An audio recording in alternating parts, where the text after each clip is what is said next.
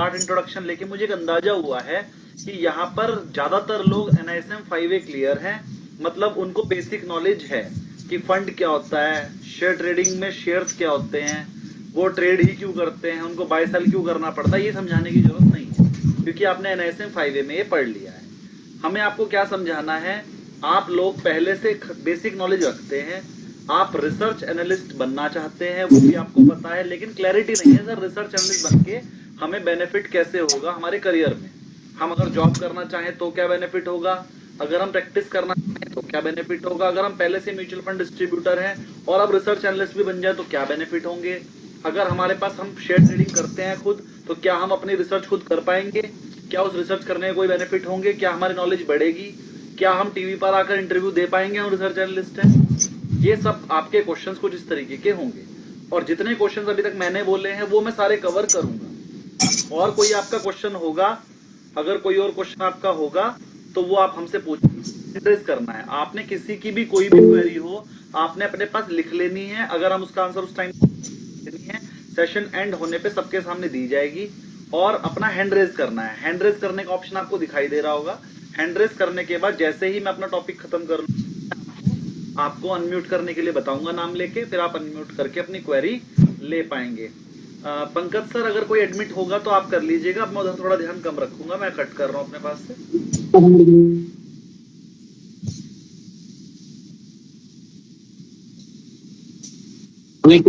ठीक है sir, okay okay unmute कीजिए सब अपने आप को, ठीक है बहुत बढ़िया, एडमिट करते रहिएगा सर।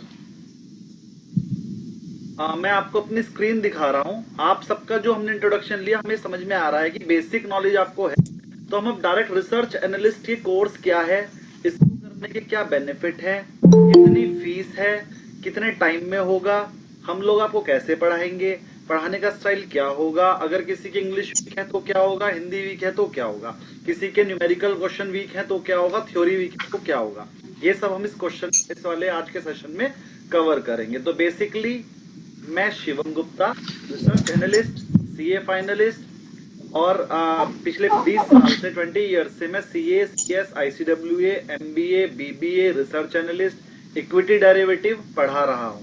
साथ में सीए वाली प्रैक्टिस करता हूँ, इनकम टैक्स, सेल टैक्स का सारा काम करते हैं, ऑडिटिंग करते हैं। उसके अलावा हम पोर्टफोलियो मैनेज करते हैं लोगों का, हमारे पास बड़े फंड हैं और मैं अभी तक 200 सीएस को पढ़ा चुका हूँ। क्या पढ़ाया है, सीए पढ़ाई है, उसके अलावा रिसर्च एनालिस्ट पढ़ाई है, इक्विटी डेरिवेटिव पढ़ाया है और बहुत सारे सीएस का अपना और कुछ फंड्स के साथ मिलकर हम पोर्टफोलियो मैनेज कर रहे हैं। म्यूचुअल फंड के साथ हमारे ताल्लुकात हैं, उनके साथ हम रिसर्च का टीम का पार्ट रहे हैं और आप लोग भी उनकी रिसर्च टीम का पार्ट हो सकते हैं रिसर्च एनालिस्ट का कोर्स करने के बाद, क्योंकि लीगल रिक्वायरमेंट ये है कि कोई भी म्यूचुअल फंड को अगर अपने यहाँ पर कोई भी बंदा रखना है तो बेसिक डिग्री उसके पास रिसर्च एनालिस्ट तो होनी ही। उसके अलावा अगर उसके पास कोई डिग्री है तो उसके हिसाब से उसका सैलरी पैकेज बढ़ जाता है, लेकिन बेसिक डिग्री है research analyst NISM 15 legal requirement है, इसके बिना तो जॉब मिलती ही नहीं है। सब आप म्यूट हो जाइए, हम थोड़ा सा पढ़ना स्टार्ट कर रहे हैं। रिसर्च एनालिस्ट NISM 15, किसी की कोई भी क्वेरी हो सिर्फ हैंड रेज करना है, जैसे मेरा टॉपिक कंप्लीट होगा तो मैं चेक करूंगा किस किस का हैंड रेज है और मैं उनको बोलने का मौका दूंगा, तब आपने अपनी क्वेरी एक एक करके ले लेनी है। तो बेनिफिट्स ऑफ NISM 15, जैसे आपको आज ये पेन चलता दिखाई दे रहा है बिल्कुल ऐसे ही रोज, जैसे क्लास आपको आज समझ में आएगी बिल्कुल ऐसे ही रोज आएगी। NISM national institute of security market, ये इंस्टीट्यूट आपको पता है NISM 5A भी इसी इंस्टीट्यूट ने कराया था, NISM 15 भी यही इंस्टीट्यूट आपको कराएगा। नाम है रिसर्च एनालिस्ट सर्टिफिकेशन। अगर आपको रिसर्च एनालिस्ट बनना है तो उसका सर्टिफिकेट कर लेने के लिए NISM 15 क्लियर करना पड़ेगा। Is a great certification for students who want to build a career, चाहे जॉब करना चाहें या प्रैक्टिस करना चाहें फाइनेंशियल मार्केट से related, particularly in equity research, investment advisory and financial analysis. मतलब कल को ये वाला कोर्स करने के बाद आप 3 चीजें कर पाएंगे। क्या? एक तो रिसर्च कर पाएंगे, दूसरा इन्वेस्टमेंट की एडवाइस कर पाएंगे, जैसा कि सब टीवी पे आके बताते हैं ये खरीद लो, लॉन्ग टर्म का टारगेट मेरा ये है, ये कर पाएंगे, और फाइनेंशियल एनालिसिस कर पाएंगे। एनालिसिस यहां पर का मतलब एनालिसिस वो नहीं है कि शेयर खरीदने के लिए एनालिसिस, वो तो रिसर्च होती है। फाइनेंशियल एनालिसिस का मतलब बड़ी बड़ी कंपनीज को काम करने के लिए 10 साल 20 साल बाद के प्लान करने पड़ते हैं, तो ये प्लान जो लॉन्ग टर्म के प्लान होते हैं ये हर कोई नहीं कर पाता है, उसको नॉलेज भी होनी चाहिए। वो नॉलेज आपको यहाँ पर इस कोर्स में सीखने को मिलेगा और आप लॉन्ग टर्म में कंपनी का जो डिफाइन गोल है ये पूरा हो पाएगा कि नहीं हो पाएगा, उसको पूरा करने के लिए क्या करना है, ये वाले एनालिसिस और ये वाले प्लान्स आप बना पाओगे। और ये वाला कोर्स करने के बाद आप लोगों की नॉलेज इतनी ज्यादा बढ़ जाएगी कि आपका सोचने का स्टाइल ही बदल जाएगा। जब हमने अभी पहला एक बैच हम स्टार्ट कर चुके हैं इसका NISM 15 का, और वो बैच हमारा चल रहा है। NISM 15 का हमारा एक बैच चल रहा है और वो स्टूडेंट्स को भी मैंने डेमो में आज से 1 महीना पहले यही कहा था कि जो भी आप आज आपका सोचने का स्टाइल है वो 1 महीने बाद चेंज हो जाएगा। और आज 1 महीने बाद जब मैंने उनसे पूछा कि एक लाइन बोली गई थी आपको कि 1 महीने पहले आप जैसे सोचते थे, जैसे कोई काम को करते थे, क्या आज भी वो सेम है? तो कहते हैं सर पूरा का पूरा चेंज हो गया है, हमें लगता था कि हमें कुछ नॉलेज ही नहीं थी उससे पहले। तो 1 महीने में आपको इतनी नॉलेज दी जाएगी और नॉलेज की वजह से आप स्टाइल तेज हो जाएगा, काम को करने का समझने का स्टाइल तेज हो जाएगा, नॉलेज बहुत बढ़ जाएगी, जिसकी वजह से आपका काम अच्छे से और जल्दी होने लगेगा और बात करने का स्टाइल बदल जाएगा। अभी आप जब बात करते हैं तो वो इम्प्रोफेशनल लग सकता है शायद, लेकिन 1 महीने बाद नॉलेज की वजह से आप अपने बच्चों से भी बात करेंगे तो प्रोफेशनली करेंगे, हर चीज में लॉजिक आ जाएगा। अभी है वो कम से कम डबल तो हो ही जाएगी और ज्यादा भी हो सकते हैं। ये बात हम आपसे फीडबैक लेंगे आज से 1 महीने बाद, क्लास पूरी होने के बाद। तब आप हमें बताइएगा कि जो लाइन मैंने आज बोली है ये पूरी हुई या नहीं हुई। 18 स्टूडेंट का बैच हमारा पिछला बना था जिनका पेपर अब 5 तारीख में है, किसी का 10 तारीख में है। तो 5th और 10th मई में उनका पेपर है और वो सर हमें अच्छे से समझ में आ गया और हमें लगता है हम पास हो जाएंगे। हमने उन्हें टारगेट दिया है 90+ लाने का, हमने सिर्फ पास होने के लिए उन्हें नहीं कहा है, हमें 90+ मार्क्स चाहिए सबके। तो देखते हैं कितने लाते हैं, लेकिन वो पूरे फुल्ली कॉन्फिडेंट हैं कि सर हमारे नंबर अच्छे हैं। क्वेरी भी उनकी ज्यादा नहीं आ रही है, हमने कहा रिवीजन क्लास चला दें तो वो मना कर रहे हैं कि सर कोई क्वेरी होगी तो हम लेंगे। फिर भी हम रिवीजन क्लास उनकी कल से स्टार्ट करेंगे, 5 दिन बाद पेपर है इसलिए। तो आप लोगों का भी कॉन्फिडेंस लेवल उसी लेवल का होगा पेपर देने से पहले और आपको हर चीज समझ में आएगी। दूसरी चीज, पास होने के लिए हमें ये नहीं पढ़ना है, सिर्फ पास होने के लिए हमें पढ़ना है नॉलेज बढ़ाने के लिए। क्योंकि अगर नॉलेज नहीं है तो डिग्री की कोई कीमत नहीं है, और अगर नॉलेज है और डिग्री नहीं है तो फिर नॉलेज की कोई कीमत नहीं है। मतलब कीमत कब है? आपको नॉलेज भी होनी चाहिए और डिग्री भी होनी चाहिए। तो डिग्री तो आप ले ही लोगे, डिग्री तो आपके पास ही जाएगी, लेकिन नॉलेज हम देंगे आपको। नॉलेज के लिए क्लास है। हम लोग बड़े बड़े पोर्टफोलियो मैनेज कर रहे हैं, डेली हम कॉल्स भी देते हैं, इंटरव्यूज में भी आते हैं, न्यूज़पेपर में भी आते हैं, और हमारे को ये सब चीजें हम बहुत लंबे टाइम से कर रहे हैं और मैं खुद ही करता हूँ। कैसे करते हैं आपको सिखाया जाएगा, करके दिखाया जाएगा। टारगेट्स रोज अचीव होंगे और आप ही निकालेंगे टारगेट भी आप ही निकालेंगे और वो अचीव भी हो जाएंगे। वो कैसे निकालना है टारगेट वो सिखाया जाएगा। रिसर्च एनालिस्ट में, अब तो रिसर्च एनालिस्ट का थोड़ा सा और पढ़ लेते हैं क्या है। तो आप 3 चीजें कर पाएंगे इस कोर्स को करने के बाद। रिसर्च कर पाएंगे, एडवाइस कर पाएंगे। एडवाइस मतलब पहले रिसर्च करेंगे कि ये वाले शेयर को रिसर्च करके पता लगाओगे कि क्या ये अंडर वैल्यूड है कि ओवर वैल्यूड है। अगर वो अंडर वैल्यूड होगा, अंडर वैल्यूड मतलब आपके हिसाब से रिसर्च करके उसकी वैल्यू निकली 200 रुपए, लेकिन वो चल रहा है 150 रुपीज, तो 50 रुपीज वो अंडर वैल्यू है, यानी कि उसको खरीदने में फायदा है। उसे 150 पे खरीद लो और जब वो अपनी सही वैल्यू पे आ जाए, 200 के आसपास आ जाए, तो उसे बेच दो, वो 1 साल में या 2 साल में आ जाएगा। तो इसे बोलते हैं रिसर्च करना। एडवाइस भी कर पाओगे आप उस कंपनी के फाइनेंशियल चेक करके, और फाइनेंशियल एनालिसिस भी कर पाओगे कंपनी अगर अच्छे से काम कर रही है या नहीं कर रही है, लॉन्ग टर्म में कंपनी को बेनिफिट होगा या नहीं, ये भी आप कर पाएंगे इस कोर्स को करने के बाद। इस कोर्स में टोटल 13 चैप्टर्स हैं। चैप्टर्स के नाम पढ़ेंगे तो हमें पता चलेगा हम इस वाले कोर्स में पढ़ने क्या वाले हैं। Introduction to research analyst profession, इस लेसन में आपको बताया जाएगा एक रिसर्च एनालिस्ट को करना क्या होता है। फिर दूसरे चैप्टर में बता पाएंगे आपको इंट्रोडक्शन टू सिक्योरिटी मार्केट, जो कि आपने NISM 5A में भी पढ़ा है थोड़ा बहुत, लेकिन यहाँ पर थोड़ा डिटेल में पढ़ेंगे सिक्योरिटी मार्केट क्यों बनी, कैसे काम करती है, और सिक्योरिटी मार्केट के बहुत सारे टर्म्स होते हैं जो आपको नहीं पता। फ्यूचर क्या होता है, ऑप्शन क्या होता है, क्यों बना होगा, कैसे काम करता है, डिलीवरी कैसे लेते हैं इसके अंदर, मार्जिन कितना लगता है, ये सब चीजें हम आपको सिक्योरिटी मार्केट में बताएंगे। कॉल कैसे काम करती है, पुट कैसे काम करती है, कॉल को बाय करें तो क्या होगा, सेल करें तो क्या होगा। Terminology used equity and debt market, equity और डेट मार्केट में बहुत सारे ऐसे वर्ड्स यूज होते हैं जो नए होते हैं, जो आपको नहीं पता है, जो जब आप सुनते हैं तो आपको लगता है क्या बोल दिया। जैसे कॉर्पोरेट एक्शन है ना, dividend, cash dividend, equity dividend. अब आपको लेकिन cash dividend, equity dividend, share dividend ये क्या होता है ये बताएंगे। इस तरह की बहुत सारी टर्म्स आएंगी जो आपको पता होना जरूरी है, तभी तो आप एनालिसिस कर पाएंगे जब आपको पूरी नॉलेज होगी। फंडामेंटल ऑफ रिसर्च, रिसर्च करने के लिए फंडामेंटल बेसिक प्रिंसिपल क्या है ये बताएंगे। फिर रिसर्च कितने तरह की होती है वो भी इसी लेसन में बताएंगे। कैसे करते हैं उसके लिए अगले लेसन है। सबसे पहले आपको सिखाएंगे रिसर्च करते समय पहले 3 तरह की रिसर्च करनी पड़ती है। पहले करनी पड़ती है इकोनॉमिक रिसर्च। इकोनॉमिक रिसर्च मतलब पूरे इंडिया लेवल पर, या तो हम इंडिया की कंपनी है तो इंडिया लेवल पे करेंगे, अमेरिका की कंपनी की रिसर्च करो तो अमेरिका की रिसर्च करेंगे कि ओवरऑल कंट्री कैसा काम कर रही है। इसको बोलते हैं इकोनॉमिक रिसर्च।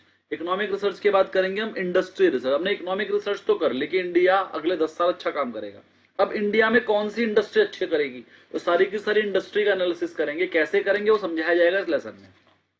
तो ये लेसन आएगा इंडस्ट्री एनालिसिस, इसमें पूरी इंडस्ट्री का एनालिसिस करेंगे। अब हमने क्लियर कर लिया कि सर इंडिया बढ़िया काम करेगा और इंडस्ट्री कौन सी अच्छी काम करेगी। मान लीजिए आपको निकल कर आई ऑटो इंडस्ट्री कि सर ऑटो इंडस्ट्री अगले 10 साल अच्छा काम करेगी, तो फिर तीसरे नंबर पे करेंगे कंपनी रिसर्च, कंपनी एनालिसिस। अब ऑटो इंडस्ट्री में तो 100 कंपनियां हैं, उनमें से कौन सी कंपनी बेस्ट 10 है, टॉप 10 कौन सी है, तो टॉप 10 निकालने के लिए आप सारी बड़ी बड़ी कंपनीज का जिनका रेशो अच्छा होगा उनका करेंगे। और फिर उस कंपनी का फाइनेंशियल एनालिसिस करेंगे। हमने ओवरऑल कंपनी का गवर्नेंस तो चेक कर लिया, बिजनेस भी चेक कर लिया, लेकिन फाइनेंशियल अच्छे नहीं होंगे तो भी छोड़ना पड़ेगा, तो फिर फाइनेंशियल एनालिसिस भी करेंगे। फाइनेंशियल एनालिसिस का मतलब होता है उसकी trading account, PL account, balance sheet, जो भी प्रॉफिट एंड लॉस वो निकाल कर दे रही है, और उसके नोट्स टू अकाउंट्स और एनुअल रिपोर्ट्स, उनको कैसे पढ़ के हम अंदाजा लगाते हैं कि इन फ्यूचर अच्छा काम करेगी। ये सब आपको फाइनेंशियल एनालिसिस में सिखाएंगे। कॉर्पोरेट एक्शंस क्या होते हैं जो मैं भी थोड़ी देर पहले बता रहा था, cash dividend, bonus share, split, इन सबका रेट पे कैसे इफेक्ट पड़ता है, और क्या बोनस देने पे हमें शेयर खरीदना चाहिए कि नहीं, बेचना चाहिए कि नहीं, और जो बड़ी बड़ी कंपनीज की न्यूज आती है उसे हम कैसे डिसाइड करेंगे पॉजिटिव न्यूज है कि नेगेटिव, और पॉजिटिव है तो कितनी पॉजिटिव है। कभी कभी न्यूज आती है पॉजिटिव तो 2% शेयर बढ़ता है, कभी कभी 20% बढ़ जाता है, कभी कभी 2 गुना हो जाता है, तो हमें कैसे पता चलेगा कितने परसेंट शेयर बढ़ेगा इस वाली न्यूज से। तो न्यूज एनालिसिस भी हम कॉर्पोरेट एक्शन में सिखाएंगे। इसमें और क्या सिखाएंगे, न्यूज एनालिसिस। फिर वैल्यूएशन प्रिंसिपल। सर हमने ये सब तो कर लिया, अब शेयर की वैल्यू कैसे निकालें। शेयर की वैल्यू निकालने के बहुत सारे मेथड होते हैं, वो सारे के सारे मेथड इस चैप्टर में आ जाएंगे। वैल्यू कैसे करते हैं, सर एक शेयर की वैल्यू कैसे करते हैं कि इतने साल में इतना हो जाएगा, हम अंदाजा वो लगाते कैसे हैं, तो वैल्यूएशन प्रिंसिपल भी हम आपको इसी में सिखाएंगे।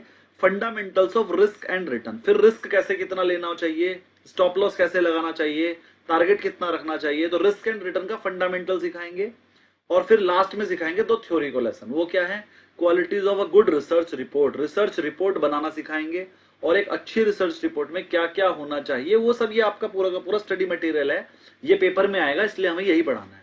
और लीगल एंड रेगुलेटरी एनवायरनमेंट भी बताएंगे कि आपको रिसर्च एनालिस्ट बनने के बाद क्या क्या चीज का ध्यान रखना है, क्या चीज बोलनी है और कैसे बोलनी है, क्या नहीं बोलना है, वो सब कुछ इस लेसन में पढ़ेंगे। ऐसे करके आपका 13 चैप्टर ये आपके 26 डेज में कंप्लीट होंगे। इसमें तो आपकी बुक कंप्लीट होगी, साइड बाय साइड हम आपको प्रैक्टिकल एस्पेक्ट भी बताएंगे। अभी तक किसी की कोई क्वेरी, प्लीज हैंड रेज कीजिए।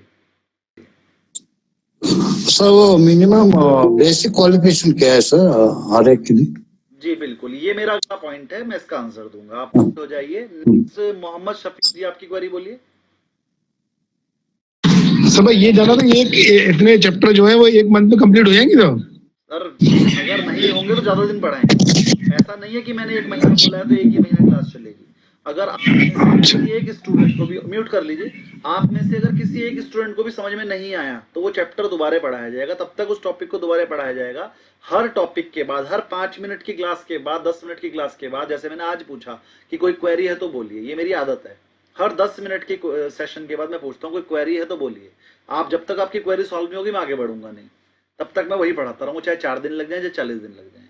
तो आपके क्वेश्चन का आंसर मेरे हिसाब से 1 महीने में कोर्स पूरा हो जाता है, अगर नहीं होगा तो हम 45 डेज 50 डेज भी पढ़ाएंगे, लेकिन आपकी क्वेरी क्लियर होगी और नॉलेज आपको पूरी होगी। दूसरा, हमने जो आपको कोर्स बताया वो तो हम पढ़ाएंगे, लेकिन मुझे पूरी नॉलेज है, जो मर्जी पूछिए, इंडिया का पूछिए, अमेरिका का पूछिए या कहीं और का पूछिए, कोई सी भी न्यूज पूछिए, मुझे पूरी नॉलेज है। आपके कोई क्वेश्चन का जवाब ना हो ऐसा होगा ही नहीं, ठीक है ना। तो आपको अपनी क्वेरी पूरी मिलेंगी, आउट ऑफ कोर्स हो या कोर्स के अंदर की हो, सारी मिलेंगी। और मेरे पढ़ाने के बाद भी पूरी आपकी जिंदगी में आपको कोई दूसरा बंदा नहीं मिलेगा जो आपके सारे क्वेश्चंस के जवाब दे दे, क्योंकि मुझे आज तक नहीं मिला, मिलता ही नहीं है। सारी की सारी नॉलेज एक बंदे को होना बहुत मुश्किल है। मैंने तो क्योंकि इसी फील्ड में काम किया, इसलिए मैं बोल पा रहा हूँ कि मैं ले लूंगा आपकी क्वेरीज, क्योंकि मैं पिछले 20 साल से ट्रेडिंग कर रहा हूँ, पिछले 20 साल से पढ़ा रहा हूँ, पिछले 20 ईयर से पीएमएस भी कर रहा हूँ, सारे न्यूज को भी एनालिसिस कर रहा हूँ, तो आपके क्वेश्चंस के आंसर समझाने के हिसाब से दे पाऊंगा। हर कोई सारी चीजों का एक्सपर्ट नहीं हो सकता, मैं सिर्फ इस एक ही चीज का एक्सपर्ट हूँ। चलिए तो आगे बढ़ते हैं। अब 2 क्वेश्चन जो आए थे, एक आपका क्लियर हो गया। शफीक जी कोई और क्वेरी आपकी? शफीक जी कोई और क्वेरी? अनम्यूट करके बताइए। No sir, thank you. Okay. और जो सर दूसरा क्वेश्चन आपका था कि जो है कितनी क्वालिफिकेशन चाहिए इसको ज्वाइन करने के लिए, वो भी हम आगे सेशन जी। सब अपने आप को म्यूट रखिए, आगे बढ़ते हैं। थोड़ा सा लेंदी सेशन कर रहा हूं, लेकिन धीरे धीरे समझा रहा हूं, जिससे कि आपका कोई क्वेश्चन ना रहे। टेंशन मत लीजिए, रिसर्च एनालिस्ट बनना है तो थोड़ा समझना पड़ेगा, और सारी क्वेरीज आपकी क्लियर होंगी यहीं पर। जो लोग आप मैसेज लिख रहे हैं वो मैं पढ़ नहीं पा रहा हूं, क्योंकि मैं स्क्रीन पर हूं, मुझे दिख नहीं रहे हैं, तो हैंड रेस करके आप मुझसे पूछ पाएंगे। अगला क्वेश्चन आ गया, सर हम रिसर्च एनालिस्ट बनेंगे तो करियर अपॉर्चुनिटी क्या है? तो ये कहता है makes student eligible to work as, आप रिसर्च एनालिस्ट की तरह पर काम कर सकते हैं, इक्विटी एनालिसिस की तरह पर काम कर सकते हैं, या फिर इन्वेस्टमेंट एडवाइजर बन सकते हैं, या फिर पोर्टफोलियो मैनेजर बन सकते हैं। 4 चीजें बन सकते हैं, लेकिन ये 4 चीजें कहां बन सकते हैं? सर इन 4 चीजों की जॉब भी कर सकते हैं। मतलब सर बड़ी बड़ी फर्म है, रिसर्च एनालिस्ट फर्म है, जो ये 4 सर्विसेज दे रही हैं, लेकिन उनके पास इतना टाइम नहीं है कि वो अपने आप ये काम कर पाए, तो वो अपने नीचे एक टीम बनाती हैं, जिससे कि कम टाइम में ज्यादा काम हो सके। आप उस टीम का पार्ट हो सकते हैं और उनसे सैलरी ले सकते हैं जॉब की तरह। तो जितनी नॉलेज आपको होगी उतनी सैलरी मिल जाएगी, और वो लोग सैलरी देते हैं। अगर आपको नॉलेज कम भी होगी तो भी वो सैलरी देके आपको सिखाएंगे, और जब आपको आ जाएगा 1 साल में 2 साल में, आपकी सैलरी और बढ़ जाएगी। वो कम वाली सैलरी भी 50 से 60 हजार होती है। तो आप, और यही 4 चीजों की आप प्रैक्टिस भी कर सकते हैं। हाथ हैंड रेज हुए हैं, मैं सबके आंसर दूंगा अभी। तो आप जॉब भी कर सकते हैं और प्रैक्टिस भी कर सकते हैं। प्रैक्टिस का मतलब है कि आप अपना ऑफिस खोलकर रिसर्च एनालिस्ट बन सकते हैं, लेकिन उसके लिए आपको अपने क्लाइंट खुद ढूंढने पड़ेंगे। तो जब आप पहले शुरुआत में अपनी रिसर्च करके रिपोर्ट निकालोगे, वो रिपोर्ट आप शुरुआत में क्या करोगे, सिर्फ अपने यूट्यूब चैनल पे या अपनी फेसबुक प्रोफाइल पे या अपने दोस्तों को व्हाट्सएप ग्रुप बनाकर भेजोगे। फिर वो उस रिपोर्ट को पढ़ेंगे, उस रिपोर्ट को देखेंगे कि सच में रेट बढ़े। मान लीजिए आपने किसी कंपनी की रिसर्च दिखाई और रिसर्च करने के बाद आपको पता चला कि भैया ये रेट तो कम से कम 20% बढ़ना चाहिए। आपने रिपोर्ट बनाकर अपने ग्रुप पे डाल दी। सब ग्रुप पे डालने के बाद आपके दोस्तों के पास वो रिपोर्ट गई, उन्होंने देखा अरे वाह रमेश जी ने तो रिपोर्ट बनाई है और 20% बढ़ने की बात कर रहे हैं। फिर वो 15 दिन 1 महीने बाद वो शेयर का रेट बढ़ गया। फिर आप उन्हें याद दिलाओगे हमने रिपोर्ट दी थी इस डेट को और हमने देखिए बढ़ गया, तो वो आपको नोटिस करना स्टार्ट करेंगे। धीरे धीरे आपकी ऑडियंस बढ़ेगी, ऑडियंस बढ़ेगी तो आपका काम बढ़ेगा। इसी को बोलते हैं प्रैक्टिस। प्रैक्टिस में काम आपने खुद करना पड़ेगा, और अगर आप अच्छा काम करेंगे तो आपको क्लाइंट मिल जाएंगे, और वरना आप अपना काम तो कर ही पाएंगे। इक्विटी एनालिस्ट बन सकते हैं, इन्वेस्टमेंट एडवाइजर बन सकते हैं, और इन्वेस्टमेंट एडवाइजर तो आप पहले से ही हैं। अगर आप म्यूचुअल फंड डिस्ट्रीब्यूटर हैं तो इन्वेस्टमेंट एडवाइस तो आप पहले ही कर रहे हैं, तो वो आप यहाँ पर और अच्छे से कर पाएंगे, क्योंकि अब आपको इक्विटी की नॉलेज भी हो जाएगी। तो many financial firms prefer candidate with NISM certification, और जो पहले से फाइनेंशियल फर्म है उनको जब रिक्वायरमेंट होती है कैंडिडेट्स की, तो वो NISM सर्टिफिकेट वाले बंदे को ही एम्प्लॉय करते हैं, क्योंकि ये लीगल रिक्वायरमेंट भी है। लीगल रिक्वायरमेंट भी ये कहती है कि अगर आप कोई भी ऐसा काम कर रहे हैं जिसमें इन्वेस्टमेंट रिलेटेड है, तो उसमें NISM सर्टिफिकेट की जरूरत है। और वो सर्टिफिकेट क्या है? NISM 15 research analyst. फिर उसके बाद अगर वो इक्विटी की कर रहा है तो रिसर्च एनालिस्ट के साथ साथ NISM 8 इक्विटी डेरिवेटिव, अगर वो डेरिवेटिव में ट्रेड कर रहा है। अगर वो कैश में कर रहा है तो 15 से काम चल जाएगा। अगर वो कंपनी डेरिवेटिव में भी काम करती है तो फिर उसके बाद एक सर्टिफिकेशन NISM 8 भी होना चाहिए, लेकिन 8 आपको 15 के बाद ही करना होता है। वो आपके पास ऑप्शनल है, करना चाहो तो करना, नहीं करना चाहेंगे तो नहीं करेंगे। 8 का बैच हम लगभग 10 दिन बाद स्टार्ट कर रहे हैं, जो स्टूडेंट ने पहले 15 कर लिया है उनके लिए। चलिए अब कुछ क्वेरीज हैं, पहले वो लेते हैं, फिर हम थोड़ा सा आगे और बढ़ेंगे। जी क्वेरीज की अगर हम बात करें तो रमेश जी आप बोलिए अनम्यूट करके अपनी क्वेरी।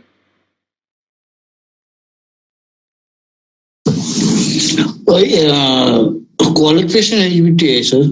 सर क्वालिफिकेशन सर मैं बताऊंगा, अगला पैराग्राफ में क्वालिफिकेशन पे आएगा, वो हमारे सेशन है वो मैं बताऊंगा ही। चलिए okay sir, thank you sir. आप बोलिए। शफीक जी ने लोअर कर लिया, ठीक है। अजय राठौर जी आपकी बोलिए क्वेरी।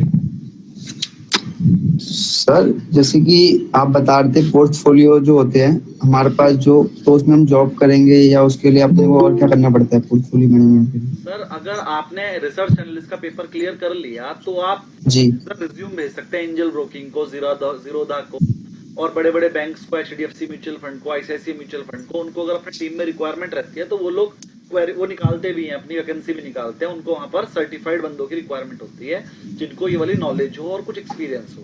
तो जब उन लोगों कुछ एक्सपीरियंस कितना सर फिर भी कुछ? सर ऐसा होता है अगर आपको एक्सपीरियंस नहीं है तो वो आपको बेसिक पे देंगे, तब वो आपको अपने ठीक है। रिसर्च टीम में एज ए हेल्पर अपॉइंट करेंगे। और जैसे जैसे आपको उनकी टीम में 2 साल 3 साल 4 साल हो जाएंगे तो वो आपको ना प्रमोशन देते रहेंगे। पहले आप हेल्पर थे, फिर रिसर्च टीम के पार्ट हो जाओगे, रिसर्च टीम के पार्ट होने के बाद आप एनालिस्ट हो जाओगे। कि मान लीजिए आपको बैंकिंग वाला सेक्टर दे दिया कि बैंकिंग के एनालिस्ट आप हो गए, जब भी किसी बैंक पर रिसर्च रिपोर्ट बनाने होगी तो आप ही बनाएंगे। ऐसे करके एक एक हेड देंगे। फिर धीरे धीरे जब आपको नॉलेज हो जाएगी तो आप ओवरऑल हेड हो जाओगे। नीचे बहुत सारे बंदे सेक्टर के हेड, आप उनके ऊपर हो जाओगे। फिर आपको मेन इक्विटी डेरिवेटिव बना देंगे कि आप डेरिवेटिव में काम कर रहे हैं। इस तरह से करते करते आपका प्रमोशन होगा। लेकिन ये जॉब की प्रोफाइल है। इसको आप एनआईएसएम क्लियर करने के बाद जरूरी नहीं है कि आपको इक्विटी डेरिवेटिव में ही जाना है। आप नॉर्मल एनालिस्ट भी बन सकते हैं कि सर मैं तो सिर्फ इकोनॉमिक एनालिसिस करता हूँ। इकोनॉमिक एनालिसिस में क्या कर सकते हैं, जैसे बैंक्स में जा सकते हैं आप। बैंक्स को इकोनॉमिक एनालिसिस करना होता है कि हमें लोन देना है मान लो, तो अगर आप बताओगे उन्हें कि आने वाले 10 साल में जो है सोलर इंडस्ट्री बहुत बड़ा चल रही है, तो बैंक क्या करेगा, सोलर की फाइल को पास करना स्टार्ट कर देगा। तो आपने उन्हें बताया कि भाई सोलर वाले बंदे को लोन देने में फायदा है कि सोलर वाले लोगों को नुकसान नहीं होगा। तो बैंक ने क्या किया, पहले वो सोलर वालों को था कि मैं 90% करूंगा कॉस्ट का, अब वो कहेगा मैं 95% कर दूंगा, क्योंकि आपने उसके लिए 10 साल सोलर के लिए बढ़िया है। तो वो सोलर वाली फाइल्स पे अपने मार्जिन कम कर देगा। और अब आपने कहा मान लीजिए कि अगले आने वाले 10 साल के लिए कपड़े की मार्केट में कंपटीशन ज्यादा होने वाला है, तो वो क्या करेगा, कपड़े की मार्केट में मान लीजिए पहले वो 60% 80% पे लोन करता था, वो कहेगा 50 पे करूंगा। मतलब अगर किसी को 10 लाख का माल लेना है तो 5 लाख का ही लोन करूंगा। क्योंकि आपको बता दिया कपड़े की जो मार्केट है, कपड़े का जो सेक्टर है वो थोड़ा सा सिकुड़ने वाला है ना, कॉन्ट्रैक्ट होने वाला है। तो ये कौन बताता है, जो मार्केट एनालिसिस करता है, जो इंडस्ट्री एनालिसिस करता है। तो जरूरी नहीं है आपको वहां म्यूचुअल फंड में ही जाना है, आपको बैंक वाले भी रख लेंगे, है ना। और किस बंदे को लोन देना है, किस बंदे को लोन नहीं देना है, उसके लिए भी हमें वो वाला दिमाग चाहिए होता है कि ये काम कर पाएगा कि नहीं कर पाएगा। तो उसका एनालिसिस करने के लिए हम उसे बोलते हैं अंडरराइटर्स।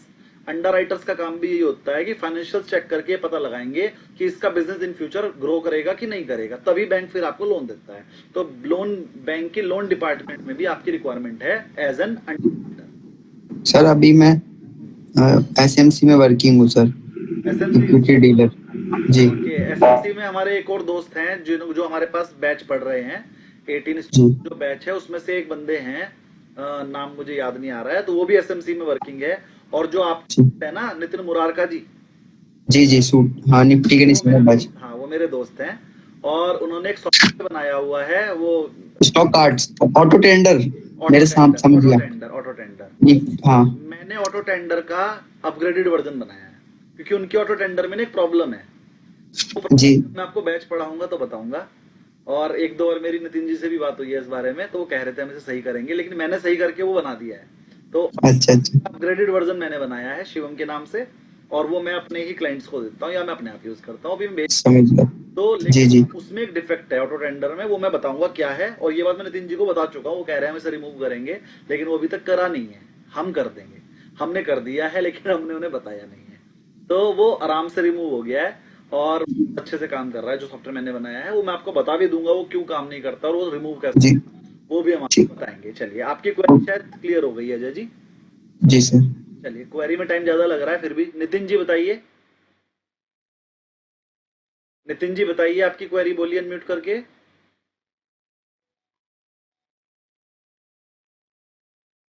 नितिन जी, नितिन कुमार अग्रवाल जी। हेलो जी बताइए सर। जैसे हम लोग एक एमएफडी भी है, तो एज ए एमएफडी हम रेगुलर प्लान देंगे क्लाइंट को या डायरेक्ट देंगे एज रिसर्च एनालिस्ट बनने के बाद? डायरेक्ट प्लान कैसे? मतलब जैसे हमने रिसर्च एनालिस्ट का कोर्स हमने कर लिया, अब हम एडवाइस दे रहे हैं क्लाइंट को, तो एज पर सेबी रूल कि अगर आप एडवाइस दे रहे हो और उस एडवाइस की फीस ले रहे हो तो आप रेगुलर प्लान नहीं दे सकते हो, तो क्या ये सही है? एक मिनट, आपका क्वेश्चन ये है, आप एडवाइस दे रहे हैं किस चीज की, कि हम एडवाइस दे रहे हैं ये शेयर खरीद लीजिए।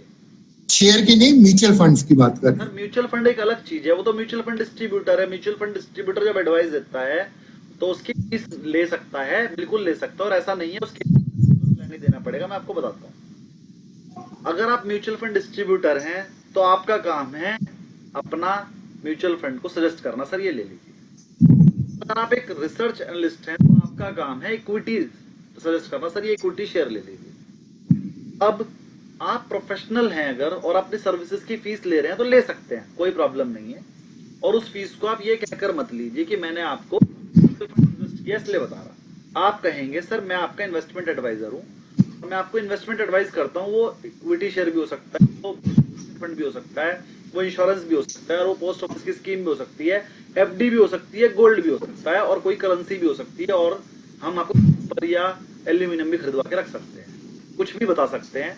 और वो बताने के लिए, वो बताने के बाद आप उन्हें उस चीज की फीस चार्ज कर सकते हैं, उसमें कोई प्रॉब्लम नहीं है। शायद मेरे आपका क्वेश्चन क्लियर हो गया होगा सर। लेकिन एज पर मतलब जैसे आप इंस्ट्रक्ट करते हैं, दो एक और बंदों से मेरी बात हुई, वो ये कहते हैं अगर आप बन जाते हैं रिसर्च एनालिस्ट तो आप क्लाइंट को रेगुलर प्लान नहीं दे सकते एज पर सेबी लो। इस चीज पे आप थोड़ा सा वो करिएगा। नहीं, ऐसा कोई रूल नहीं है, जिसने भी आपको बताया गलत बताया है, क्योंकि आप ये पूरा का पूरा एक्ट पढ़ने वाले हैं इसी बुक में, जो हम आपको कोर्स पढ़ा रहे हैं उसमें सारे के सारे रूल लिखे हुए हैं, ठीक है। और यहाँ पर कोई प्रॉब्लम नहीं है, अगर आप एक mutual fund distributor regular plan दे रहे हैं और साथ में आप तो आप दे सकते हैं, उल्टा आपकी क्वालिफिकेशन बढ़ गई है, कोई किसी तरह की रिस्ट्रिक्शन इस बारे में नहीं है।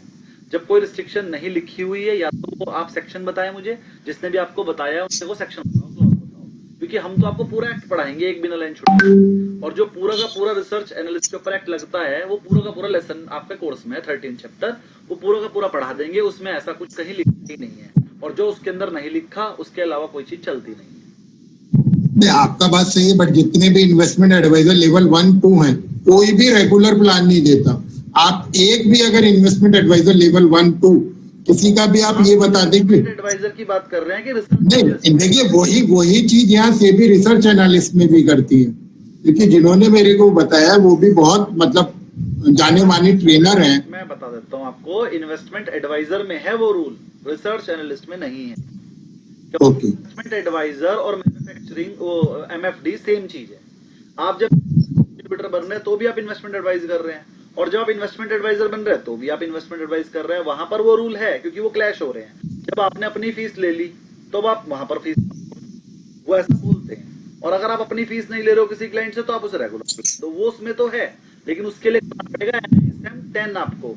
अभी हम बात 10A 10B है वो। हाँ, तो 10A 10B की हम बात नहीं कर रहे हैं ना, मैं बार बार आपसे पूछ रहा हूँ, आप रिसर्च एनालिस्ट की बात कर रहे हैं या फिर आप इन्वेस्टमेंट एडवाइजर की? नहीं, रिसर्च एनालिस्ट की बात कर रहा हूँ मैं तो अभी। तो रिसर्च एनालिस्ट कर सकता है, वो फीस भी लेगा, और आप रिसर्च एनालिस्ट की जो फीस लोगे वो इक्विटी से रिलेटेड है, और म्यूचुअल फंड वो एक अलग सिस्टम है, दोनों चीज आपस में मिक्स हो ही नहीं रही है, अलग फीस है। आपने म्यूचुअल फंड डिस्ट्रीब्यूटर के तहत आपने उसको रेगुलर प्लान बेच के अपनी फीस ली, और रिसर्च एनालिस्ट करके उसको अगर इक्विटी में एडवाइस कर रहे हो तो आप अपनी फीस लेंगे। लेकिन जब आप इन्वेस्टमेंट एडवाइजर बन जाते हो और as a investment advisor contract कर लेते हो क्लाइंट के साथ, इन्वेस्टमेंट एडवाइजरी की फीस ले ली है, तो अब आप उसे इंश्योरेंस का भी और अपने म्यूचुअल फंड का भी डायरेक्ट प्लान नहीं बेच, रेगुलर प्लान नहीं बेच सकते, ऑनलाइन प्लान बेचने पड़ेंगे आपको।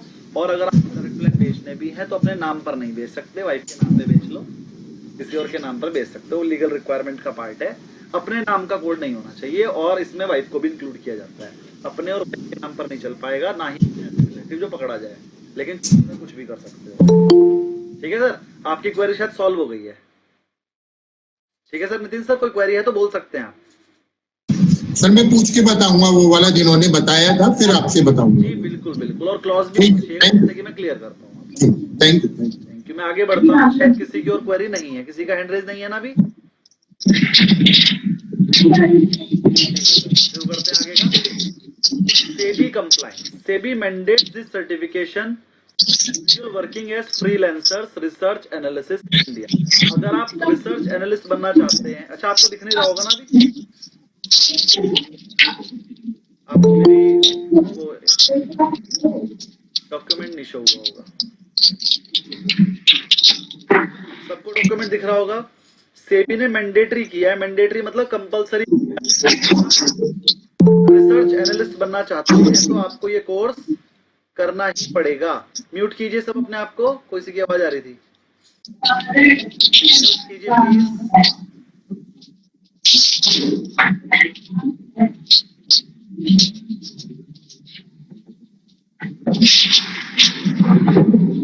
किसने अपने आप को म्यूट किया हुआ है ये म्यूट कर लीजिए प्लीज।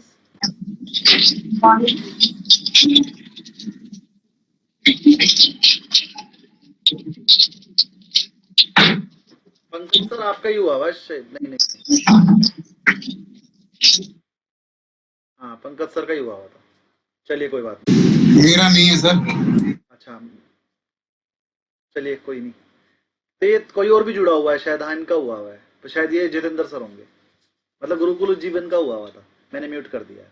चलिए आगे बढ़ते हैं, कोई बात नहीं।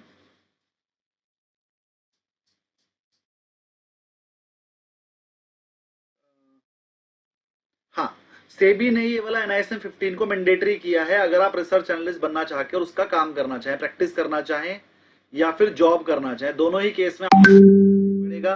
Given an as when applying for the role of SEBI regulated firm, अगर आप किसी फर्म में जॉब भी करना चाहें, सेबी रेगुलेटेड फर्म में, म्यूचुअल फंड में, बैंक्स में या ब्रोकरेज फर्म में, किसी में जॉब भी करना चाहेंगे तो भी आपको NISM 15 करना मैंडेटरी है। अगर आप नहीं करेंगे तो जॉब नहीं मिलेगी। बूट्स रिज्यूम एंड क्रेडिबिलिटी, अगर आपके अपने रिज्यूम में आपने लिखा मैं NISM 15 क्लियर हूं, तो अगर आप किसी और जॉब के लिए भी जाएंगे, बैंक में जॉब के लिए भी करेंगे या लोन ऑफिसर के लिए करेंगे या बैंक में किसी मार्केटिंग के लिए करेंगे, इंश्योरेंस कंपनी में करेंगे या किसी ब्रोकरेज फर्म में करेंगे, तो भी आपकी क्रेडिबिलिटी बढ़ जाएगी। तो enhance the students profile, making them more attractive to employers in finance, finance की जॉब के लिए बढ़िया है। Demonstrate expertise in the stock market research and analysis, जैसे अगर आप एक सीए हैं तो सीए किस चीज में एक्सपर्ट है सर? ऑडिटिंग में, टैक्स में, है ना, ऑडिटिंग और टैक्स और लॉ से आते हैं, इनकम टैक्स वगैरह। लेकिन अगर आप NISM 15 है तो हमें समझ में आ जाएगा सर आप शेयर मार्केट की रिसर्च और एनालिसिस के एक्सपर्ट हो। तो अगर मान लीजिए किसी को अपनी रिसर्च टीम बनानी है और एक तरफ सीए आया, एक तरफ NISM 15 आया है, तो किसको मिलेगी जॉब? NISM 15 वाले को, क्योंकि वो इस चीज का एक्सपर्ट है, सीए इस चीज का एक्सपर्ट नहीं है। लेकिन अगर वो सीए NISM 15 भी कर ले तो फिर उसे मिल जाएगी। एंटरप्रेन्योरशिप एंड फ्रीलांसिंग, अब आप ये कोर्स करने के बाद अपना एंटरप्रेन्योरशिप भी कर सकते हैं, freelancing. Enable student to start their own research firm, अपनी फर्म भी स्टार्ट कर सकते हैं और ऑफर एडवाइजरी सर्विसेज, और अपनी सर्विसेज भी दे सकते हैं advisory. Helps in independent stock market analyst बन सकते हैं और अपने ही इन्वेस्टमेंट डिसीजन भी ले सकते हैं। अपना एनालिसिस करके अपनी शेयर ट्रेडिंग तो कर ही सकते हैं, साथ में धीरे धीरे औरों की भी हो जाएगी। अफोर्डेबल एंड रिकॉग्नाइज सर्टिफिकेशन, देखिए इंस्टीट्यूट का फॉर्म भरोगे आप NISM का, 1500 फीस आपसे NISM लेगा और हमारी फीस है 10,000, जो कि 50% डिस्काउंट करके आपको भी पड़ रही है सिर्फ 5,000। तो NISM 15 की जो हम लोग आपसे फीस चार्ज करेंगे वो 5,000 है और जो इंस्टीट्यूट चार्ज करेगा वो 1,500 है। रजिस्ट्रेशन फीस होती है, जैसे NISM 5A की आपने फीस दी थी और फिर आपने हमसे जो पढ़ा था वो उस टाइम पर फ्री था क्योंकि हमें वो कंपनी से मिल जाता था। यहाँ पर हम आपसे डायरेक्ट लेंगे 50% डिस्काउंट करके 5,000। ये जो हम आपको पढ़ाएंगे, जब आप किसी से CFA करते हैं, CFA का नाम आपने बहुत सुना होगा, सर्टिफाइड फाइनेंशियल एनालिस्ट, है ना, या सर्टिफाइड फाइनेंशियल अकाउंटेंट के नाम पे कोर्स चल रहा है और ये 4 से 5 लाख रुपए का कोर्स है। पढ़ाते उसमें भी यही वाले 13 लेसन है जो मैंने आपको बताए हैं, पढ़ाएंगे वो इसमें भी यही। तो लगभग सेम कोर्स है और वहां की जो डिग्री होगी उसकी पता नहीं वैल्यू हो या ना हो, लेकिन ये तो NISM की है तो इसकी वैल्यू ज्यादा है compare to CFA and other global certification, बहुत सारे हैं उनके जैसा ही है। और NISM 15 इज कॉस्ट इफेक्टिव, लेकिन कम खर्चे में आपका हो जाएगा। It is well recognised certification the Indian financial industry, देखो इंडिया की सबसे बड़ी फर्म, इंडिया की सबसे बड़ी बॉडी सेबी रजिस्टर्ड है। ये सेबी ने NISM को फॉर्म किया है और NISM से अगर आप कोई भी कोर्स करोगे तो उसकी वैल्यू है। जॉब अपॉर्चुनिटी क्या है सर NISM 15 करने के बाद? जब आप NISM 15 कर लेंगे तो आप सेबी रजिस्टर्ड फर्म में जा सकते हैं या अपनी फर्म भी बना सकते हैं। किस किस में जा सकते हैं सर? ब्रोकिंग फर्म में जा सकते हैं, इन्वेस्टमेंट बैंक में जा सकते हैं, एसेट मैनेजमेंट कंपनी AMC यानी कि mutual fund, conduct equity research, अपनी रिसर्च बना सकते हैं, प्रोवाइड इन्वेस्टमेंट रिकमेंडेशन, और रिकमेंडेशन देके फीस ले सकते हैं। इक्विटी एनालिस्ट बन सकते हैं, स्टॉक मार्केट एनालिसिस बन सकते हैं, कंपनी के बारे में आप सब बता सकते हैं, कैसी चलेगी कंपनी, वैल्यूएशन कर सकते हैं और इन्वेस्टमेंट अपॉर्चुनिटी के एडवाइस कर सकते हैं। इन्वेस्टमेंट एडवाइजर बन सकते हैं जो कि आप पहले से ही हैं। Provide investment advice to individual and businesses, work with wealth management firm, उनको अपने यहाँ बंदों की रिक्वायरमेंट होती है, वहां जा सकते हैं, फाइनेंशियल प्लानिंग कर सकते हैं कंपनीज की, इंडिपेंडेंटली भी कर सकते हैं और जॉब में भी कर सकते हैं।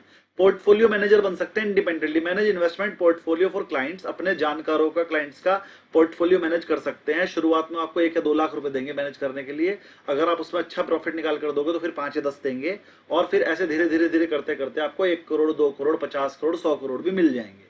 अगर आप अच्छा मैनेज करोगे तो धीरे धीरे आपको कोई ना कोई बैंक भी बुला लेगा, पहले छोटे फिर धीरे धीरे आप अपने आप बड़ों पे चले जाएंगे अगर आप मैनेज अच्छा कर रहे हैं।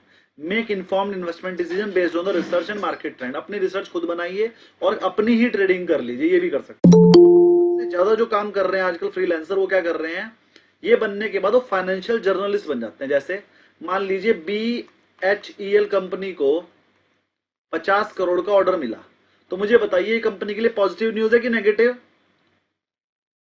जिसको भी पता है बोल दीजिए म्यूट खोल के, अनम्यूट करके।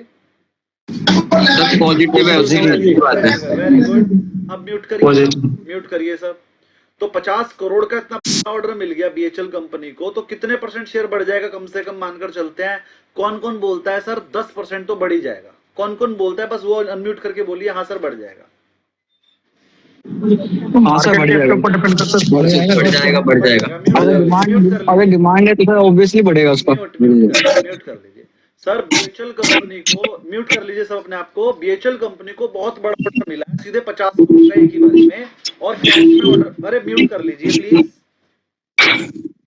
हाँ, BHEL कंपनी को 50 करोड़ का ऑर्डर एक ही बारी में मिल गया, और ये भी लिखा हुआ है कि सर कंपनी को ये कैश भी मिल गया एडवांस 50 करोड़ पूरा, और अब वो ऑर्डर को एक ही महीने में पूरा करके दे भी देगी। ठीक है, तो हमें पता 50 करोड़ का ऑर्डर एक साथ मिल गया और कंपनी को एडवांस में कैश मिल गया, कोई टेंशन ही नहीं है, और कंपनी उस ऑर्डर को पूरा, और कंपनी ने 20% का मार्जिन मिलेगी उसके अंदर। कंपनी को सीधे 10 करोड़ का प्रॉफिट हो जाएगा एक ही दिन में, मतलब एक ही महीने में, और एक महीने के अंदर अंदर जो BHEL कंपनी ऐसे बनाकर डिलीवरी दे देगी। तो आप लोगों में से बहुत सारों को कहना है 10% तो बढ़ ही जाएगा।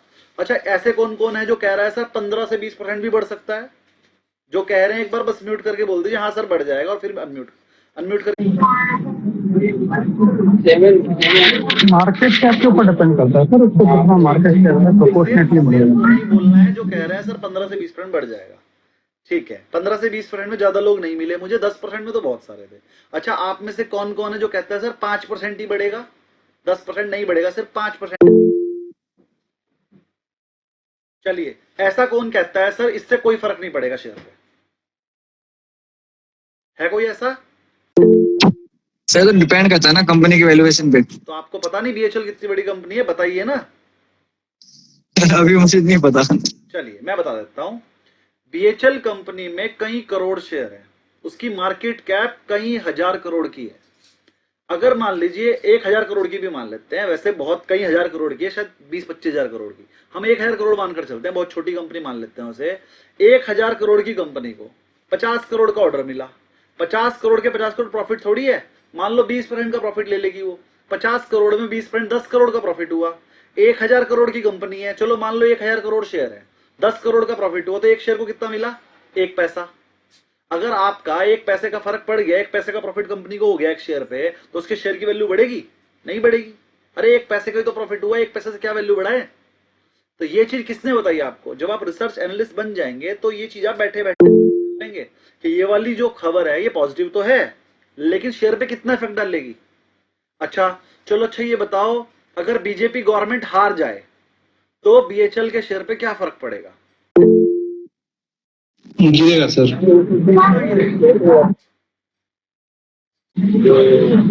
शॉर्ट टर्म फॉल रहेगा बस। कितना?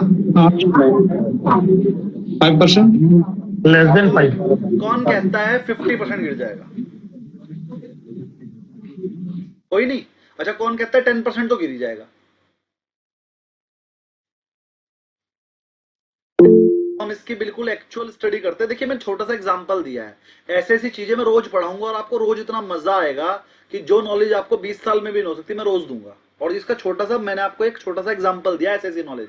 जब आप ध्यान से देखिए, जब इस बार बीजेपी का रिजल्ट आ रहा था तो शुरू में उनकी सीटें कम आ गई थी, 12-1 बजे तक ये लग रहा था बीजेपी की फुल सीट नहीं आ पाएगी, है ना, मेजोरिटी की गवर्नमेंट नहीं आएगी।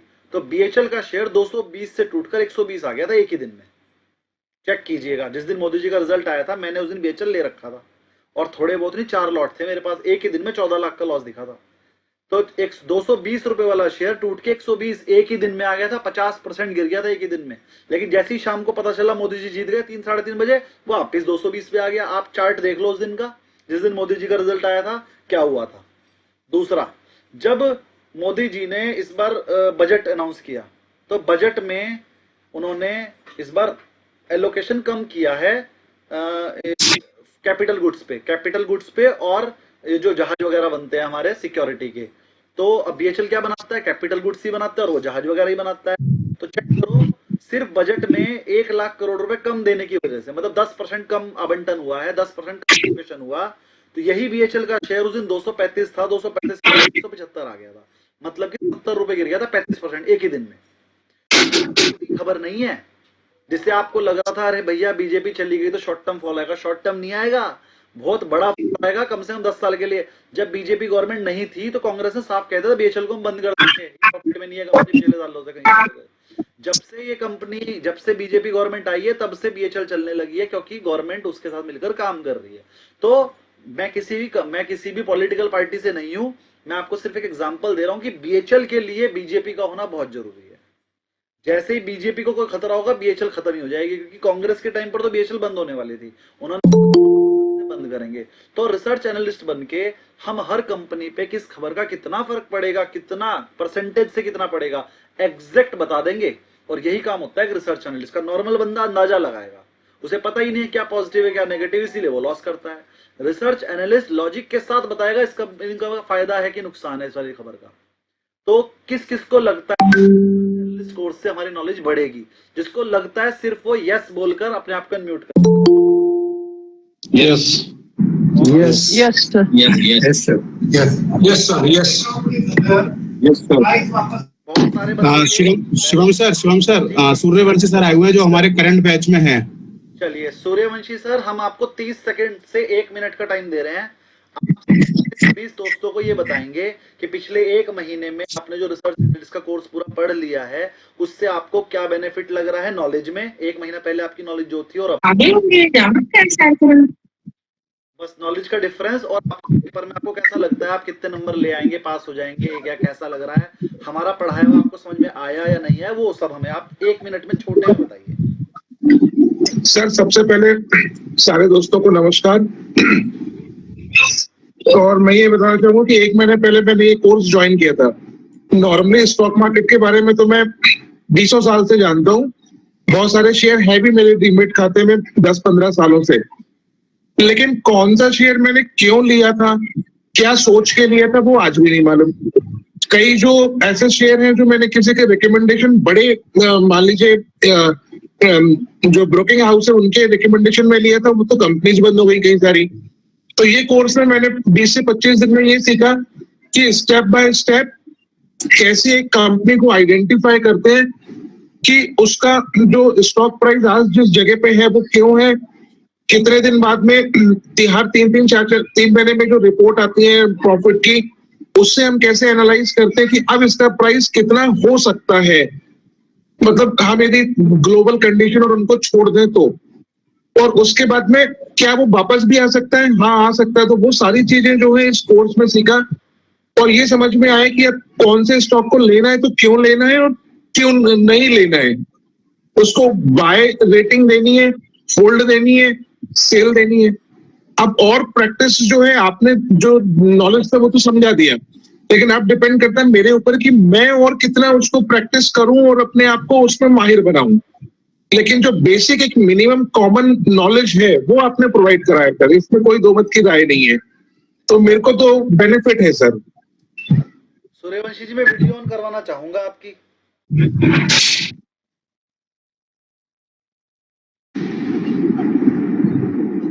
हो जाएगी सर? सर हो नहीं रही। अच्छा, क्यों? कनेक्शन कहीं से वो लॉक है सर, कहीं से। चलिए, तो मैं आपसे अब एक क्वेश्चन मैं पूछना चाह रहा हूँ, क्या आपको हमारी क्लास ज्वाइन करने के बाद आपको लगता है मेरी नॉलेज जो पहले से थी वो डबल हो गई है? हाँ सर, डबल हो गई और चीजें क्लियर हो गई हैं। पहले क्या था, मैं एक चीज आपको बताता हूँ कि जैसे कोई कंपनी स्प्लिट होने वाली है या किसी का बोनस मिलने वाला है, तो हम सोचते थे यार चलो जाओ शेयर ले लो, डबल हो जाएंगे। लेकिन अब समझ में आया कि भैया वो ऐसी कोई बात नहीं है। हाँ शेयर डबल तो होंगे लेकिन वो कम भी हो जाएगी वैल्यू उसकी। हाँ, इनका कहना तो का लेते मतलब थे हम ये वहीं है। पर है, और बहुत सारे लोग जो है शेयर लेने के पीछे भागते हैं कि यार डबल हो रहा है, एक फ्री मिल जाएगा या 2 के 4 हो जाएंगे। जी तो वो सब सूर्यवंशी चीजें जी, समझ में आ गई सर।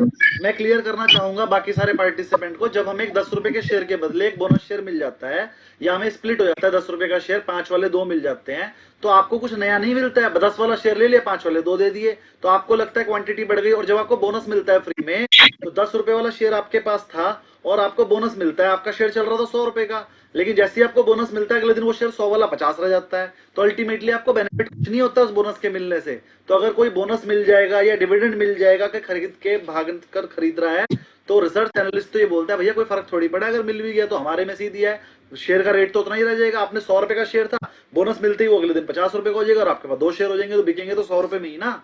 तो कोई बोनस से कोई फायदा नहीं होता है, ऐसे ही स्प्लिट से कोई फायदा नहीं होता, कंसोलिडेशन से भी कोई फायदा नहीं होता है, डिविडेंड से भी कोई फायदा नहीं होता है। डिविडेंड आपके अकाउंट में आ जाता है, जितना डिविडेंड आपके अकाउंट में आता है अगले दिन शेयर उतना ही गिर जाता है।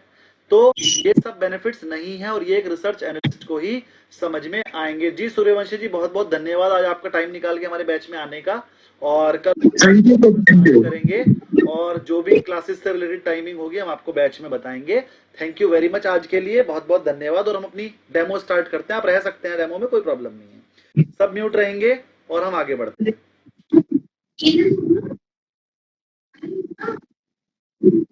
सबको मेरी स्क्रीन दिख गई होगी? सब अपने आप को म्यूट कर लीजिए। जी जी जी, म्यूट कर लीजिए। जर्नलिस्ट बन सकते हैं, इसमें सबसे जो मेन काम कर रहे हैं लोग, सर हमें रिसर्च एनालिस्ट बन गए हम। अब जैसे ही बीएचएल को 50 करोड़ का ऑर्डर मिला तो उसने क्या करा, एक वीडियो बनाई। बीएचएल को आज 50 करोड़ का ऑर्डर मिला है, लेकिन कंपनी की वैल्यू है 15,000 करोड़, तो 50 करोड़ के ऑर्डर से कंपनी पे कोई फर्क नहीं पड़ेगा, तो इस वाली खबर का कंपनी पे कोई भी इफेक्ट नहीं रहेगा। ये वाली वीडियो बना के उसने यूट्यूब पे डाली, बहुत सारे व्यूज आ गए, लोगों को भी बात समझ में आई कि यार ये तो बिल्कुल सिखा रहा है, हमें पढ़ना सिखा रहा है। अरे 50 करोड़ का ऑर्डर मिला था, हमें लगा था 5 पॉइंट भाग जाएगा, हमने खरीद के बैठ गए, उल्टा गिर गया। तो ये बात लेकिन रमेश जी या जो भी बंदा मतलब बनेगा उसने बता दी, सूर्यवंशी जी ने बता दी, वाली बात वीडियो डाल दी, तो लोगों ने देखा यार सूर्यवंशी जी को फॉलो कर लो, बिल्कुल टाइम पर सही बात बता देते हैं। तो जब आप अपनी नॉलेज लोगों को बताएंगे तो आपको फॉलो करेंगे और धीरे धीरे वहीं से आपको क्लाइंट भी मिलेगा। तो सबसे ज्यादा काम चल रहा है वो बन रहा है जर्नलिस्ट बनने का।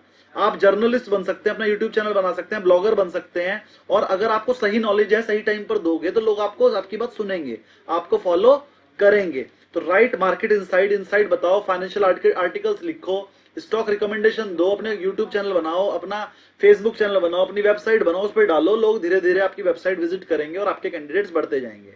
Work with business media house, अलग अलग चैनल्स के साथ जुड़ जाओ, वो आपको मैं हफ्ते में 1 दिन, हफ्ते में 2 दिन, 1-2 घंटे का इंटरव्यू लेंगे आपको रिकमेंडेशन के लिए बुलाएंगे ऑनलाइन। जैसे आज आप मेरे साथ विजिट कर रहे हो ऑनलाइन, ऐसे आप उनके साथ करोगे और फिर आप वहां पर दिखाई दोगे। लेकिन उसके लिए पहले आपको कुछ फॉलोइंग बनानी पड़ेगी, बहुत थोड़ा सा एक्सपीरियंस लेना पड़ेगा, किसी बैंक के साथ जुड़ना पड़ेगा, किसी फर्म के साथ जुड़ना पड़ेगा, एंजल के साथ, जीरोधा का, किसी का जुड़कर फिर आप वहां पर बताओगे मैं 5 साल से इसका कर रहा हूँ, थोड़ा एक्सपीरियंस ले लोगे तो आपको बुलाएंगे। इंडिपेंडेंट फाइनेंशियल ब्लॉग भी बना सकते हो, अगर आपके ब्लॉग में बहुत सारे फॉलोवर होगा तो भी वो आपको बुला लेंगे। म्यूचुअल फंड एनालिस्ट बन सकते हैं, रिसर्च एनालिस्ट म्यूचुअल फंड में, इन्वेस्टमेंट फर्म्स में और बैंक्स में कर सकते हैं। इन्वेस्टर को असिस्ट कर सकते हो, हेल्प कर सकते हो कि सही फंड कौन सा है, उसमें रिस्क और रिटर्न क्या होगा। फ्रीलांसर जॉब कर सकते हो और इंडिपेंडेंट रिसर्च एनालिस्ट भी बन सकते हैं। अब सर का क्वेश्चन आ गया, सबसे पहले सैलरी। सर सैलरी कितनी मिल जाती है? अगर आप शुरू में जाओगे तो 3 से 6 लाख का पैकेज मिल जाता है, मतलब 50,000 रुपए महीना। लेकिन नॉलेज होनी चाहिए, नॉलेज नहीं होगी तो नहीं मिलेगा। मिड लेवल जो आपको धीरे धीरे एक्सपीरियंस बढ़ेगा, थोड़ी सैलरी और बढ़ जाएगी, और फिर जैसे जैसे सैलरी बढ़ती जाएगी वैसे वैसे एक्सपीरियंस कर बढ़ती जाएगी। सर हम रिसर्च एनालिस्ट होता है और एक होता है रजिस्टर्ड रिसर्च एनालिस्ट। क्या होता है ये बाद में बताएंगे, पहले सर का क्वेश्चन ले लेते हैं। सर हमारे कोर्स में मिनिमम क्वालिफिकेशन क्या है? ठीक है सर, आपके क्वेश्चन आ गया है, कहीं मैं भूल ना हूं इसलिए पहले बोल रहा हूं। क्वालिफिकेशन क्या है? आप 12th पास होने चाहिए।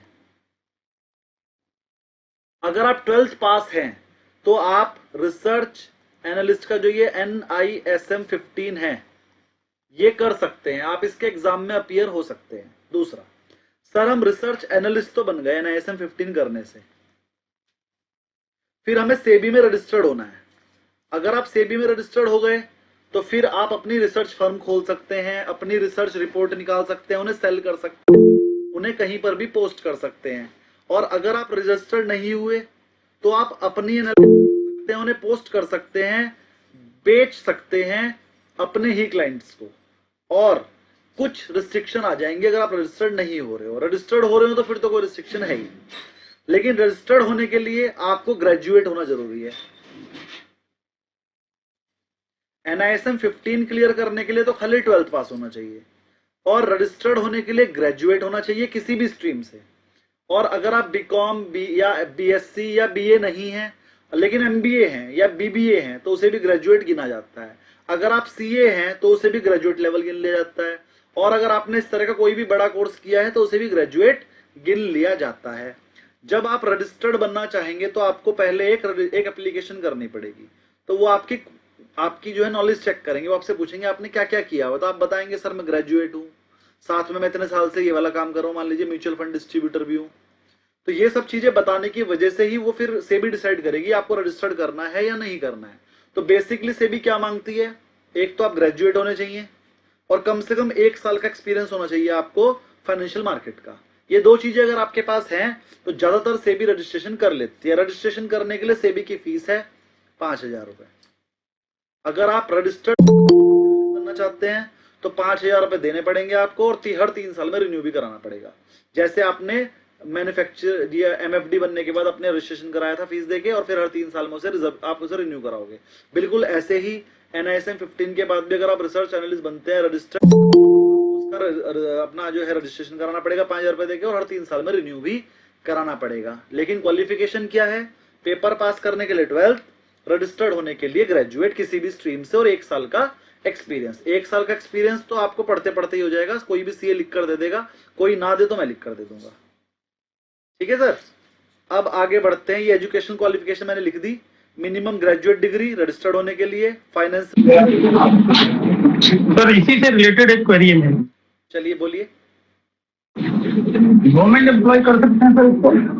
हाँ कर सकते हैं, गवर्नमेंट एम्प्लॉय क्यों नहीं कर सकते, क्योंकि जो आपका ये वर्क होता है ये पार्ट टाइम है। आप जॉब तो कर नहीं रहे हैं, आप गवर्नमेंट एम्प्लॉय हैं और पार्ट टाइम में रिसर्च भी कर रहे हैं, तो कोई प्रॉब्लम नहीं है। गवर्नमेंट जॉब के साथ कोई भी ऐसा नहीं कर सकता जो फुल। एक मिनट अपने आप को प्लीज म्यूट कीजिए प्लीज। हाँ, गवर्नमेंट एम्प्लॉय के साथ ये रिस्ट्रिक्शन है कि आप कोई भी ऐसा वर्क नहीं कर सकते जहां पर आपको फुल टाइम देना है।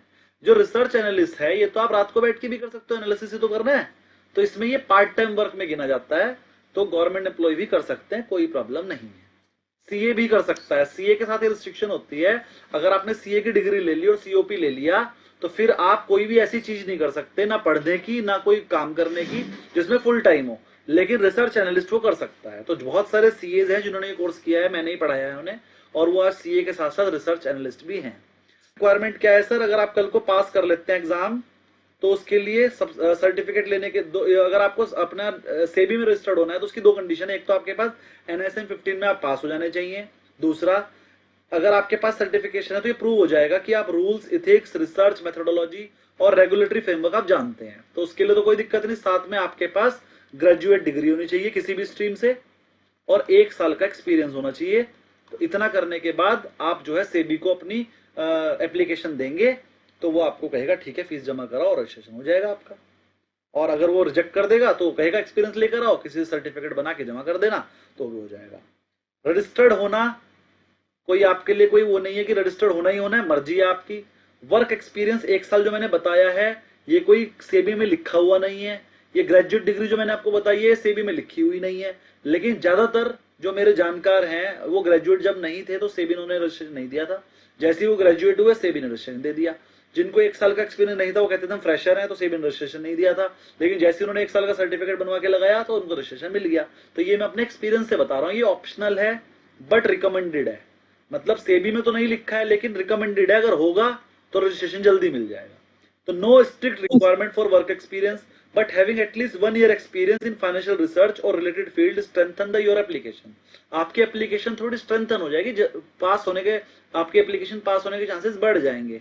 तो इतना कर लेना, नहीं भी हो तो मेरे को बता देना, मैं सर्टिफिकेट बनाकर दे दूंगा। अप्लाई करोगे आप फॉर्म ए में सेबी रजिस्ट्रेशन के लिए 5,000 रुपए की फीस में लिखी नहीं है, मैं बता रहा हूँ 5,000 रुपए की फीस देनी है, NISM 15 का सर्टिफिकेट देना है, आइडेंटिटी प्रूफ देने हैं और बिजनेस प्लान बताना है कैसे काम करोगे, प्रोप्राइटरशिप में काम करोगे कि पार्टनरशिप फर्म बना के करोगे या किसी म्यूचुअल फंड के साथ एसोसिएटेड होगे, सब बताना पड़ेगा और फिर उसी तरीके से काम करना पड़ेगा।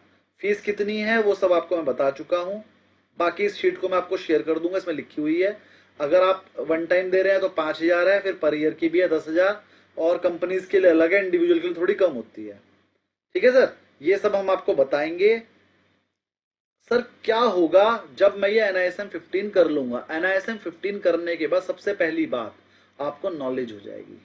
सर 10-20 लाख रुपए कमाना तो कोई बड़ी बात रही नहीं जाएगी। क्यों सर? जब आपको इतनी नॉलेज हो गई कि आप पूरी कंपनी का एनालिसिस कर रहे हो, कंपनी काम ठीक से कर रही है या नहीं कर रही है ये भी आप बता रहे हो, तो क्या आप कंपनी नहीं बना पाओगे? कंपनी क्या आप अपने आप नहीं काम कर पाओगे अच्छे से? इतनी नॉलेज हम आपको दे देंगे, इतनी नॉलेज हम आपको दे देंगे कि जब किसी से आप बात करोगे ना, वो आपसे बात करने के आपको पैसे दे देगा, क्योंकि आपके पास नॉलेज है। और जब आप वो नॉलेज बोलोगे ना, बड़े बड़े CAs भी कहेंगे यार बंदे को नॉलेज बहुत है। बड़े से बड़ा CA आपके सामने बैठ जाए, आपकी नॉलेज उससे ज्यादा हो जाएगी 1 महीने के कोर्स के बाद। रिसर्च एनालिस्ट से रिलेटेड, टैक्सेशन नहीं पढ़ा रहा हूं मैं आपको, टैक्सेशन की नॉलेज तो CA के पास ही ज्यादा रहेगी, लेकिन कंपनी को एनालिसिस कैसे करते हैं, कंपनी काम कैसे करेगी, आगे करेगी या नहीं कर पाएगी, ये वाली नॉलेज आपकी एक CA से भी ज्यादा हो जाएगी। जब कोई CA आपके सामने बैठेगा तो वो कहेगा कि भैया आपको नॉलेज है। 1 महीने बाद आप अपने मुंह से कहेंगे सर हमारी नॉलेज सही में बढ़ गई है, जैसे आज उन्होंने कहा सूर्यवंशी जी ने। तो बिल्कुल ऐसे ही आज से 1 महीने बाद हम आपका फीडबैक लेंगे और आप लोग हमें बताएंगे कि हाँ सर आपने हमारी नॉलेज सही में बढ़ा दी। और अगर आपको लगा कि आपकी नॉलेज नहीं बढ़ी तो और बढ़ाएंगे, जब तक नॉलेज बढ़ेगी नहीं तब तक आपको छोड़ूंगा नहीं। मैं पढ़ाता हूँ शौक के लिए, मेरे को पैसे कमाने के लिए पढ़ाने की रिक्वायरमेंट नहीं है। जैसे ही आप हमारा कोर्स ज्वाइन करेंगे तो हम आपको अपने ग्रुप में डालेंगे। सूर्यवंशी जी इस चीज के गवाह हैं, रोज की रोज मैं कॉल देता हूँ कि भैया ये खरीद लो, मेरे हिसाब से खरीद दो या ना खरीदो, मैं खरीद रहा हूँ, ये बताकर बोलता हूँ और मैं खरीदता हूँ। फिर जब बेचता हूँ तो भी सबको बोलता हूँ भैया बेच दो, मैंने बेच दिया, और फिर 1 लाख 1.5 लाख 2 लाख के स्क्रीनशॉट रोज दे भेजता हूँ मैं रोज। और एक्चुअल में जब मैं आपको बताता हूँ तभी मैं खरीदता हूँ उसी रेट पे, और जब मैं बेचता हूँ तब भी बता देता हूँ आपको कि भैया बेच भी दो, और फिर 2-2 लाख रुपए का प्रॉफिट मैं रोजाना ले भी लेता हूँ। तो मुझे पैसा कमाने के लिए कुछ करने की रिक्वायरमेंट नहीं है। जब मैं रिसर्च एनालिस्ट बन गया, मुझे रिसर्च आ गई, एनालिसिस करना आ गया, तो पैसा तो मैं कमा रहा हूँ, लेकिन पढ़ाना मेरा शौक है। मैं बहुत छोटी एज से पढ़ा रहा हूँ, मेरी मदर टीचर थी तो 10 साल की एज से अब तक पढ़ा रहा हूँ। 34 बुक्स लिख चुका हूँ, उसमें CA पे है, MBA पे है, BCom पे है, MCom पे है, रिसर्च एनालिस्ट पे है, इक्विटी डेरिवेटिव पे है, सब पे मैंने एक बुक लिखी हुई है। तो वो मेरी अच्छी खासी बिक रही है, बढ़िया पैसा आ रहा है, रॉयल्टी आ रही है, लेकिन पढ़ाने का शौक है। 10 साल की एज से पढ़ा रहा हूँ और अभी 35 की एज है, बहुत ज्यादा एज मेरी नहीं है, और अभी 50-60 साल की एज तक पढ़ाऊंगा। तो पढ़ाना मेरा शौक है, इसलिए पढ़ाएंगे, वरना जो कोर्स हम आपको 5,000 रुपए में करा रहे हैं कोई 1 लाख रुपए में भी नहीं कराएगा। जब ये आपको नॉलेज देंगे तो आप हमारे को कंपेयर कीजिएगा कि सर जो हमने 5,000 आपको दिए हैं क्या वो वैल्यूएबल हैं। ये बात हम आपसे कोर्स खत्म होने पर फिर से पूछेंगे। सूर्यवंशी जी को 1 मिनट और लगाऊंगा। सर हमने जो 5,000 रुपए आपसे फीस चार्ज की है क्या वो आपकी वसूल हो गई? हाँ सर। ऐसा तो नहीं लग रहा है सर 5,000 ज्यादा ले लिए? नहीं सर, एक्चुअली क्या है कि जितनी सारी चीजें आपने बताई है ना, नॉर्मली लोगों को पता होती है लेकिन वो क्लैरिटी नहीं है सर। ठीक है ना, अब क्या है सारी चीजें हम जान गए कि कहाँ पर क्या होता है, कैसे नहीं, कहाँ पर क्या होता है, कैसे होता है, तो वो बेनिफिट है। अब मैं चाहूँ तो खुद भी बैठ के अपने स्टॉक खरीदूं और उनको रखूं, और वो धीरे धीरे बढ़ेंगे तो वो पैसा जो है उससे कई गुना पैसा आ जाएगा। बहुत अच्छे। सूर्यवंशी सर एक बात और बताइए, 1 महीना पहले मैंने आपको भी डेमो दिया था, तो जो चीजें आज बोली है यही बोली थी? हाँ सर, यही सारी चीजें ये बोली थी। मतलब कहीं पर भी ऐसा नहीं लगा कि कोई ज्यादा है या कम है, बिल्कुल जो परफेक्ट है जो कोर्स है। और फिर जो जीवन के हमारे जो सर हैं सारे लोग लगे हैं हम लोग के पीछे कि भाई आप लोग नॉलेज बढ़ा लो कैसे भी तरीके से। मतलब पैसे में नहीं कर सकते नॉलेज को कि भाई हम 2 लाख कमाए 10 लाख कमाए, वो तो बात अलग है। मेन चीज है कि भाई नॉलेज बढ़ जाएगा, तो नॉलेज बढ़ जाएगा तो धीरे धीरे आज तो कल कमाएंगे ही। बिल्कुल। अब एक चीज और बता दीजिए कि जितनी चीजें मैंने आपके डेमो में बोली थी वो पूरी हो गई हैं? हाँ सर, ज्यादा ही है। ज्यादा ही है, तो यही मैं आप लोगों को बोल रहा हूँ क्योंकि क्लास तो 15 मिनट आधा घंटा क्लास होती है और बाकी चीज तो सिर्फ मार्केट में डिस्कशन होता है रोज का। बहुत अच्छे। हाँ, ये सबसे मेन बात ये है हमारे यहाँ पर, हम आधा घंटा पौना घंटा क्लास करते हैं और बचे हुए आधा घंटा, कभी कभी क्लास 2 घंटे भी चल जाती है, 2.5 घंटे भी चल जाती है हमारी, तो वो जो बचा हुआ 1-1.5 घंटा एक्स्ट्रा हो जाता है ना, वो आप ही लोगों के डाउट्स होते हैं, सर आज मार्केट में ये शेयर पे ये न्यूज आई थी तो ये कितनी पॉजिटिव है कितनी नेगेटिव है, फिर आप एक दिन पहले मुझसे पूछ लेते हो, फिर अगले दिन पैसा कमाते हो उससे। सर अंबुजा का क्या व्यू है अभी? अंबुजा का अचानक 4% आ गया। आज डेमो में नहीं बताएंगे, लेकिन आपको अभी आपकी क्लास कल होनी है तब बताएंगे, ठीक है? अंबुजा होल्ड रखो, चलेगा, टेंशन मत लो, कल ही बढ़ेगा, मंडे में ही बढ़ेगा, ठीक है? हाँ, तो सर जिसकी कोई, सचिन जी आपकी क्वेरी है, बोलिए। सचिन जी बोलिए। हाँ जी सर। सर क्लास की टाइमिंग क्या है सर? सर क्लास की टाइमिंग ज्यादातर रात को रखते हैं, आप लोगों से पूछकर ही रखते हैं। पिछली क्लास हमारी चल रही थी 8 बजे से, और अब हमारे 2 बैच चलेंगे, आपका 8 बजे रख देंगे, और जैसे भी फिर आपको जो भी टाइमिंग सूट। और ये डेली है सर कि कुछ डेज फिक्स है? डेली रहती है, ठीक है? टाइमिंग हम आप लोगों से पूछकर ही रखेंगे। चलिए नेक्स्ट क्वेरी ले लेते हैं कुमारेश शाह जी से। सर ये क्लासेस कभी से चालू होने वाली है? सर 2-3 दिन में हम स्टार्ट कर देंगे, बस अब मेरा क्या है, मेरा वो नहीं है सर, मेरे 12 से 28 तक है, ट्रैवलिंग कर रहा हूँ मैं केदारनाथ। मोबाइल पे लेनी है? हाँ मोबाइल पे ही है क्लास तो मोबाइल पे लेनी है, ट्रैवलिंग में भी ले सकते हैं। ठीक है सर। और हमारी क्लासेस की हम आपको रिकॉर्डिंग देते हैं, अगर कोई क्लास छूट भी जाएगी तो आप रिकॉर्डेड क्लास ले सकते हैं, और कोई क्वेरी आएगी। और ये जो क्लास हमने 2-3 दिन में चालू किया है, तो उसके बाद एग्जाम कभी होगी, जून में कि जुलाई में? सर हमें 30 डेज चाहिए, अगर हम आपकी क्लास 2-3 दिन में चालू करते हैं तो मई मंथ में हम खत्म कर देंगे, 10 जून का रख लीजिए। किसी को लगता है कि नहीं मेरा कुछ क्लासेस छूट गई थी तो 15 जून का रख लेगा। क्लास के हिसाब से जब आपको लगे कि मैं पास होने लायक तैयारी है तो अपना एग्जाम शेड्यूल कर लेंगे। Okay sir, okay, thank you sir. Swapnil ji बताइए आपकी क्वेरी। सर मुझे थोड़ा डाउट है अभी कि मुझे, मैं पहले NISM 8 करना चाहता हूँ या फिर 15, मुझे कौन सा करना चाहिए पहले? NISM 8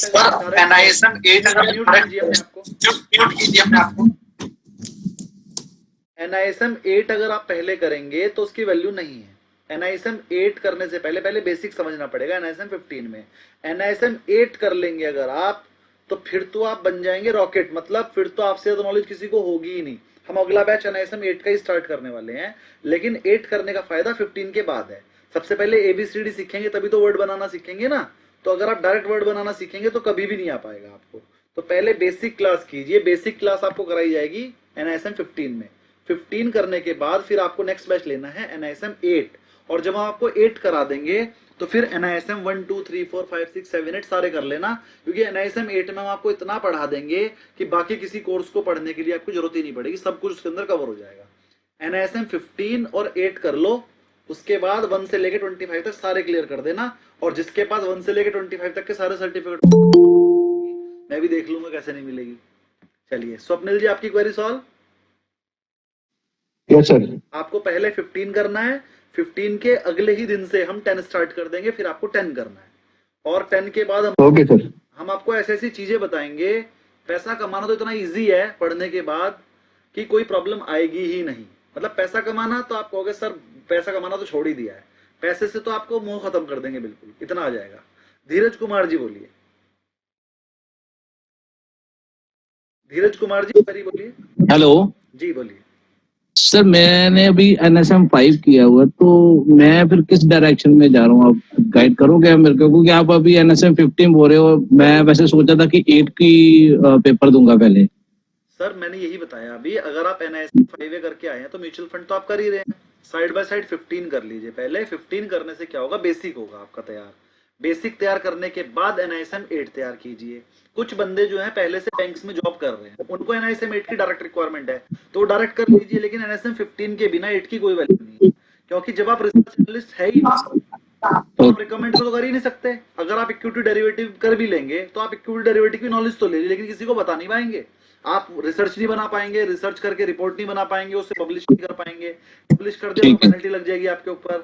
तो जब आप कुछ कर ही नहीं पाएंगे तो वो वाली बात हो गई, सर मुझे जो है ना दूध पीना आता है लेकिन दूध रख दिया 15 किलोमीटर दूर, तो पियोगे कैसे? ठीक है, पहले NISM 15 कीजिए फिर NISM 8 कीजिए, यही तरीका है। तो इनका भी सेम प्रोसेस है सर, वो जैसे NSM 5 का है? बिल्कुल सर, पहले आप जो है NISM 15 की आप हमारे पास क्लास ज्वाइन करेंगे। 15 दिन Okay. लेने के बाद जब आपको लगे कि हाँ मैं अब इसे क्लियर कर लूंगा, जब आपकी तैयारी हो जाए, आधे से ठीक है। खत्म हो जाए, फिर हम आपका पेपर शेड्यूल कराएंगे। तो आप आगे की फीस पे करके 1500 रुपए जो इंस्टीट्यूट फीस होगी वो पे करेंगे और अपना एग्जाम का डेट ले लेंगे, है ना। ठीक आपको ठीक लगा कि मुझे टाइम ज्यादा चाहिए तो टाइम ज्यादा की ले लेंगे, अगर आपको लग रहा है कि नहीं मैं टाइम कम में कर लूंगा तो टाइम कम की ले लेंगे। स्टार्टिंग के 10 दिन की क्लास लेके आपको समझ में आ जाएगा। और मेरे यहाँ एक स्टूडेंट ऐसा नहीं है जिसे ये लग रहा हो कि सर मेरे को 10 दिन और चाहिए। 25 दिन में ही क्लास खत्म हो गई थी, 20-25 दिन, 30 दिन भी पूरे नहीं लगे हैं। और अब हम रिवीजन क्लास भी हम जबरदस्ती चला रहे हैं, कोई कह ही नहीं रहा रिवीजन क्लास स्टार्ट करो। ये पूछना था, मैंने चार्टर्ड वेल्थ मैनेजर कंप्लीट किया हुआ है, क्या किया है? तो उसके chartered wealth manager chartered wealth AFM का, कौन सी कंपनी, कौन सी इंस्टीट्यूट है? American academy of finance management. Okay, तो ये पूछना था कि मैं अभी जैसे प्लानिंग भी कर रहा हूँ, अगर मैं ये रिसर्च एनालिस्ट कर लेता हूँ तो क्या मैं सेबी के गाइडलाइंस के हिसाब से फिर प्लानिंग वगैरह आप कर पाओगे साथ में, कि उसके लिए फिर कुछ इश्यूज आएंगे? नहीं आएगा सर, इसी की वजह से तो कर पाए। आपने Okay. कोर्स किया, कितनी फीस दी थी उस कोर्स की? अराउंड 40-50,000 दी थी। 50,000 रुपए देके आप रिपोर्ट नहीं इशू कर पा रहे, और 1500 रुपए का कोर्स करके आप कर पाएंगे। इसी की तो वैल्यू। वो 50,000 वाला पढ़ने के बाद जो नॉलेज आपको हुई थी ना, सब स्टूडेंट नाम याद कीजिए। ये म्यूट कीजिए सर, रोहित आप कैसे बजा रही है? हाँ, सब स्टूडेंट रोहित जी का नाम याद कर लीजिए। 1 महीने बाद क्लास खत्म करके हम रोहित जी से ये पूछेंगे कि जो उन्होंने 50,000 करके नॉलेज ली थी और जो यहाँ 5,000 रुपए खर्च करके नॉलेज है, कौन सी ज्यादा थी? और अगर हमने 5,000 में नॉलेज 50,000 से ज्यादा दी होगी तो वो मेरे लिए अवार्ड की तरह काम करेगी। और मैं सर आपको वर्ड्स दे रहा हूँ, अपने प्रॉमिस कर रहा हूँ, आप खुद कहेंगे कि 50,000 में जो नॉलेज मिली थी और ये जो 5,000 में मिलेगी उससे 10 गुना ज्यादा होगी। मैं लिख कर दे रहा हूँ। तो जो आपके डाउट्स है ना सर, ये जो आप अभी जो आप बोल रहे हैं ना जिस स्टाइल में, ये रिकॉर्डेड है मेरे पास, ये वाली वीडियो मैं आपको भेज दूंगा। और 1 महीने बाद जो आपका बात करने का स्टाइल होगा अपना ऐसे मैच कर लीजिएगा, बिल्कुल चेंज हो जाएगा सबके सब स्टूडेंट्स का।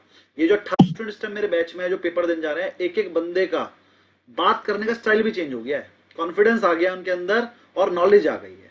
अगर उनके सामने बड़े से बड़ा सीए खड़ा हो जाए ना तो वो उसके सामने उसे धूल चटा देते हैं, भैया आपकी नॉलेज ही गलत है। अगर वो कुछ गलत बोल दे तो मतलब उनकी नॉलेज हो गई है।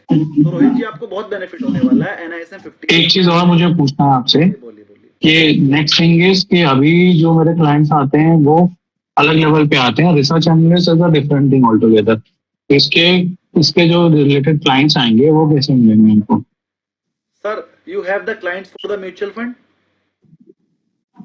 मैं म्यूचुअल फंड नहीं करता हूँ, मैं म्यूचुअल फंड किसी और को दिया हुआ मैंने काम को। तो आपके पास कौन से क्लाइंट आते हैं? मेरे पास प्लानिंग से रिलेटेड आते हैं, बिकॉज लाइक मैं लोन्स प्लानिंग पे काम करता हूँ पहले। वेल्थ मैनेजमेंट पे ना? हाँ। वेल्थ मैनेजमेंट में तो यही करते हैं ना, आपकी ये खरीद लो, ये पैसा यहाँ लगा दो, ऐसे ही तो बताते हैं। वो कंप्लीट प्लानिंग होती है मेरी। कंप्लीट प्लानिंग हम भी करते हैं। मैं income tax planner, wealth planner, और ये वेल्थ प्लानिंग भी कैसे करते हैं ये भी सिखाऊंगा मैं NISM 15 में भी। तो शायद आपकी वेल्थ प्लानिंग में अच्छी कर पाऊं, है ना। तो ये भी इसके अंदर इंक्लूडेड है, ये भी बताएंगे। Debt management, equity management. जब वेल्थ प्लानिंग करते हैं तो उसमें एक पॉइंट ये भी होता है कि आपको अपनी टोटल एसेट्स का इतने % पार्ट लगाना चाहिए, क्योंकि ये एसेट है जो आपको इन्फ्लेशन को बीट करेगी। तो इक्विटी में लगाने के 2 तरीके हैं, या तो आप म्यूचुअल फंड के थ्रू लगाइए या लगा लीजिए। तो कुछ बंदे जिनकी कैपिटल ज्यादा होती है वो म्यूचुअल फंड की जगह डायरेक्ट भी लगाना चाहते हैं, क्योंकि म्यूचुअल फंड और डायरेक्ट में रिटर्न ज्यादा आएगा अगर आपकी ट्रेडिंग अच्छी है। तो जो डायरेक्ट लगाएंगे आप उनको रिसर्च बना के दोगे और उनसे फीस चार्ज करोगे। और कभी कभी आप उनसे कहोगे भैया अपना डीमैट अकाउंट खोल के उसमें 50 करोड़ रुपए डाल के मुझे दे दो, आईडी पासवर्ड आपके पास रहेगा, आप ही खरीद बेच करोगे, तो उसमें आपको शेयरिंग मिल जाती है। जैसे आप कहोगे सर प्रॉफिट में 20% 40% मेरा, तो इस तरह से करके आपकी अर्निंग होगी। और अगर आप अच्छे से उनको प्रॉफिट बना कर दोगे तो लॉन्ग टर्म आपके साथ रहेंगे, और अगर आपने 2-3 साल बाद उनको लॉस वॉस करा दिया तो वो भाग जाएंगे। तो आपको अपनी नॉलेज इतनी बढ़ानी है कि आपकी बनाई हुई चीज में लॉस ना हो। तो जो काम म्यूचुअल फंड मैनेजर करता है वो काम आपने करना है, लेकिन म्यूचुअल फंड मैनेजर को मिलता है 1%, आपको मिलेगा 20% प्रॉफिट का। 40% तक का रेट है मार्केट में, और जैसे जैसे कैपिटल बढ़ेगी रेट कम होगा। तो शायद रोहित जी आपकी क्वेरी सॉल्व हो गई। यस, और एक चीज लास्ट क्वेश्चन। जी बोलिए। मेरे कुछ फ्रेंड्स हैं जो स्टॉक मार्केट नीच में हैं ऑलरेडी, तो अभी जैसे बहुत अभी आपको पता ही है बहुत कुछ हुआ है, तो that is the reason they were asking कि स्टॉक मार्केट वालों को रिसर्च एनालिस्ट अगर वो करते हैं तो उनको बेनिफिट मिलेगा उससे एंड उनकी कोचिंग में बहुत बेनिफिट मिलता है। और आप ये 18 बच्चे जो है ना, भी मैं पूछवाता हूँ, आधा घंटा पढ़ते हैं और 1 घंटा बात करते हैं मार्केट की, सर ये क्या होगा। मैंने कहा भैया तुम मुझे पैसे सारी चीजें पूछ पाछ के अगले दिन प्रॉफिट कर लेते हो, मुझे शेयरिंग नहीं देते। लेकिन हम आधा 1 घंटा पढ़ाई करेंगे, उसके बाद आधा घंटा मार्केट से रिलेटेड बात करेंगे, क्योंकि वो भी आपकी एजुकेशन का पार्ट है। क्योंकि आपको डिफरेंस तो पता होना चाहिए ना कि हम जो पढ़ रहे हैं उसे अप्लाई कैसे करेंगे। तो अप्लाई कैसे करेंगे, हम रोजाना बात करेंगे थोड़ी। आपको बहुत बेनिफिट होगा। कोर्स पूरा होने के बाद तो आप ही डिसीजन ले लेंगे, और कोर्स पूरा होने तक आप मेरे पाएंगे कि कल क्या, डेली बेसिस पे बताऊंगा कल क्या होने वाला है। और 100 में से 100 बार सच निकलती है मेरी बात। मतलब मैं कोई ज्योतिषी नहीं हूँ कि रेखाएं देख के बता रहा हूँ, डेटा देख के बताऊंगा। और जब डेटा देख के बताऊंगा नहीं होता है। चलिए सुदीप अग्रवाल जी बोलिए लास्ट। सुदीप जी बोलिए। सर मेरे को तो करना ही है शुरू से। मैं तो पंकज सर को बोल ही रहा था कब तक करो करो करो। मेरे को पता नहीं लास्ट इसका पहले वाला पास नहीं हुआ। लास्ट वाला सर टाइमिंग पता नहीं चला मेरे को कब हुआ, कब स्टार्ट हुआ। मैं हो सकता व्हाट्सएप फॉलो नहीं किया। कैसे पता नहीं चला सर? रोजाना डालते थे, सब स्टूडेंट आए हैं, 18 स्टूडेंट ने बैच लिया सर। व्हाट्सएप फॉलो नहीं किया, ठीक है। टाइमिंग सर 8 साढ़े 8 बजे के बाद ही करिएगा। सुबह से हेक्टिक शेड्यूल रहता है, एजुकेशन सेक्टर में भी हूँ और सुदीप जी लेकिन एक मिनट के लिए म्यूट कीजिए। सुदीप जी अगर हम 8 बजे स्टार्ट करेंगे तो हमारा बैच 10 बजे तक चल जाता है। और देखिए मेरे बैच में मजा आता है। अच्छा ये बताइए किस किस को आज की क्लास में बोरिंग लग रहा है? बताइए, मैं चाहूंगा अगर मेरे को फीडबैक दीजिए, सर आपकी क्लास आज बोरिंग लग रही है कोई ऐसा? अच्छा किस किस को मजा आ रहा है? अनम्यूट करके बोलिए। आ रहा है डेफिनेटली आ रहा है। Sir enjoyed your classes sir. हाँ आप समझिए कि अगर मैं आज आपको कुछ भी नहीं पढ़ा रहा हूँ, आपके काम की बात नहीं हो रही है आज, बस मैंने आपको बताया रिसर्च एनालिस्ट बन जाइए, इसमें मैं कुछ भी आपके काम का नहीं बता रहा हूँ, आपकी नॉलेज नहीं बढ़ रही है, तो आपको इतना मजा आ रहा है। और कल से मैं पढ़ाने वाला हूँ नॉलेज वाली बात, बीएचएल वाली एक छोटी सी बात बताई, कल को मैं बीएचएल वाली 100 बातें बताऊंगा एक क्लास के अंदर, रोज की रोज 100 केस बताऊंगा अलग अलग जो आपको पता ही नहीं है, और मैं रोज बताऊंगा। और आपको लगेगा यार इतनी सारी एक ही दिन में बता दी, इतना तो पूरी लाइफ में नहीं सीख पाए। और ऐसी ऐसी 30 क्लासेस दूंगा मैं आपको 5000 रुपए में, और रोज मजा आएगा। 2.5 घंटे पढ़ने के बाद भूख लग रही होगी, मेरा गला बैठ जाएगा, लेकिन आप लोग ये कहेंगे सर 12 बज गए, कोई बात नहीं क्लास चलाते रहो, और मैं ही कहूंगा भैया आज के लिए छोड़ दो कल चलाएंगे। तो मतलब क्लास हमारी लंदी हो जाती है, क्योंकि आप लोगों को मजा आएगा, आप कहोगे सर और पढ़ाओ, और मैं पढ़ाता चला जाऊंगा, मुझे पढ़ाने में मजा आएगा। तो जब क्लास लेंदी हो जाएगी तो रात के 2 बजे तक थोड़ी पढ़ेंगे, इसलिए हम 8 बजे का क्लास रखते हैं कि 8 बजे से 10 बजे तक हो जाए, मैक्सिमम 10:30 तक हो जाए। और रात के 12 बजे तक तो नहीं पढ़ा सकते ना, वाइफ भी मुझे खाना नहीं देगी बना के, कहेगी रात। सर रोक रहा हूँ मैं, वही बोल रहा हूँ आगे करो, कोई इशू नहीं है, मैं आगे की क्लास बोल रहा हूँ, लेकिन ये टाइमिंग बेस्ट है। हाँ 8 बजे की क्लास चलेगी आपको, 8 बजे हाँ ये टाइम बेस्ट है। हमारी क्लास चलेगी 8 से क्लास। सर मेरा नंबर पहले 6 नंबर पे लिख लो। सुदीप सर एक मिनट सर, सॉरी मैंने सबको इंटरप्ट कर रहा हूँ सर। एक चीज बोलना चाहूंगा Sudeep sir, and thank you. पहले सबको बहुत बहुत धन्यवाद कहना चाहूंगा, सबने लाइव क्लास ज्वाइन करी हमारी डेमो, और अभी तक 50 लोग हैं इसमें, तो मुझे अच्छा लगा ये सब चीज देख के। संदीप अपने शिवम सर हैं, पहला बैच हमारा काफी अच्छा चल रहा है। जिसको भी ये बैच करना है वो मैंने ही सब जगह मैसेज डाले हैं, आप प्लीज मुझे मैसेज कीजिए, मैंने ऑलरेडी ग्रुप में डाल दिया है। इसकी फीस 5000 रुपीज है। ये जो कोर्स है, ये जो हम बता रहे हैं, ये सिर्फ ट्रेनिंग की फीस है। अपार्ट इसके बाद आपको जो एग्जाम फीस होगी वो 1500 रुपीज है, वो भी आपको पे करनी है सर। ये जो 5000 रुपीज है सर ट्रेनिंग की है। जितनी जल्दी जो हमको ट्रेनिंग फीस पे करते जाएंगे, हम उनको एक अलग ग्रुप में ऐड करते जाएंगे, और मोस्ट प्रॉब्ली हम जो बैच स्टार्ट करेंगे विद इन 10 डेज के अंदर हम ये बैच स्टार्ट कर देंगे। जितने मैक्सिमम हमारे पास कैंडिडेट आएंगे हम बैच स्टार्ट कर देंगे, राइट। तो सबके पास मेरा नंबर है, ग्रुप में मेरा नंबर है, तो प्लीज मुझे पर्सनल मैसेज कीजिए।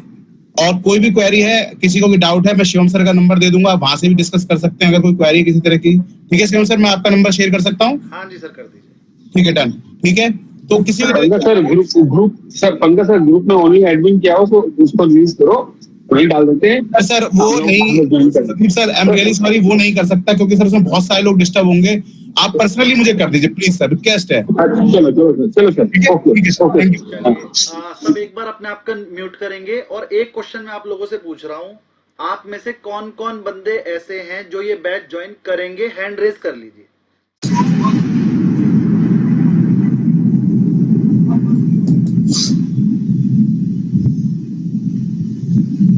बहुत सारे हो गए हैं, 15 हो गए हैं, 16, 17, 18, 19।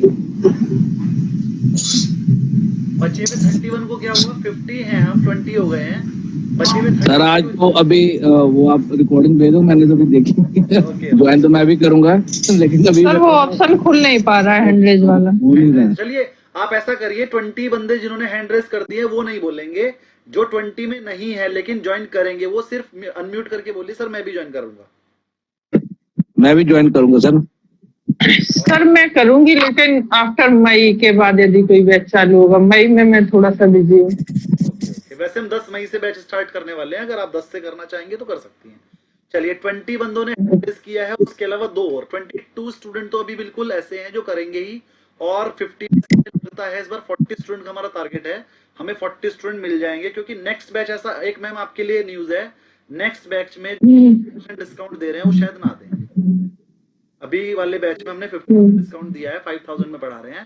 नेक्स्ट बैच में हो सकता है फी इंक्रीज हो।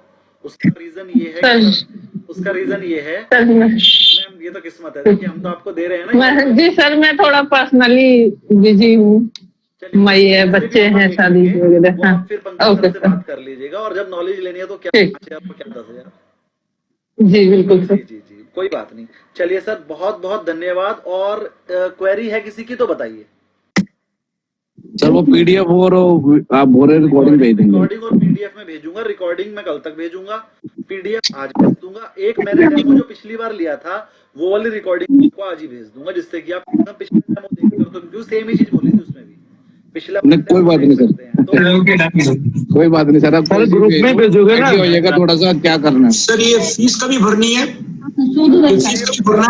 आपने पंकज सर को स्कैन कोड ले लीजिए और फीस भर के अपना रजिस्ट्रेशन करा लीजिए, क्योंकि इस बैच में हम 30 स्टूडेंट रखेंगे। हमारा 40 का टारगेट है, 40 हो जाए या 30 हो जाए हम बैच स्टार्ट कर देंगे। 10 तारीख बोल रहे हैं पंकज सर, लेकिन मैं चाह रहा हूँ कि 5 से स्टार्ट हो जाए।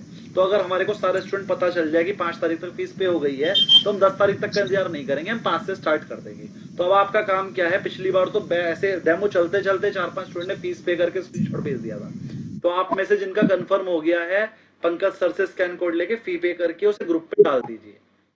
और पंकज इसको कार्ड से भी पे कर सकते हैं, जैसे भी कर सकते हैं वो आप पंकज सर से बात कीजिए, कार्ड से भी हो जाएगा और यूपीआई से भी हो जाएगा, अकाउंट में जाके कैश जमा भी हो जाएगा, हर तरीके से हो जाएगा।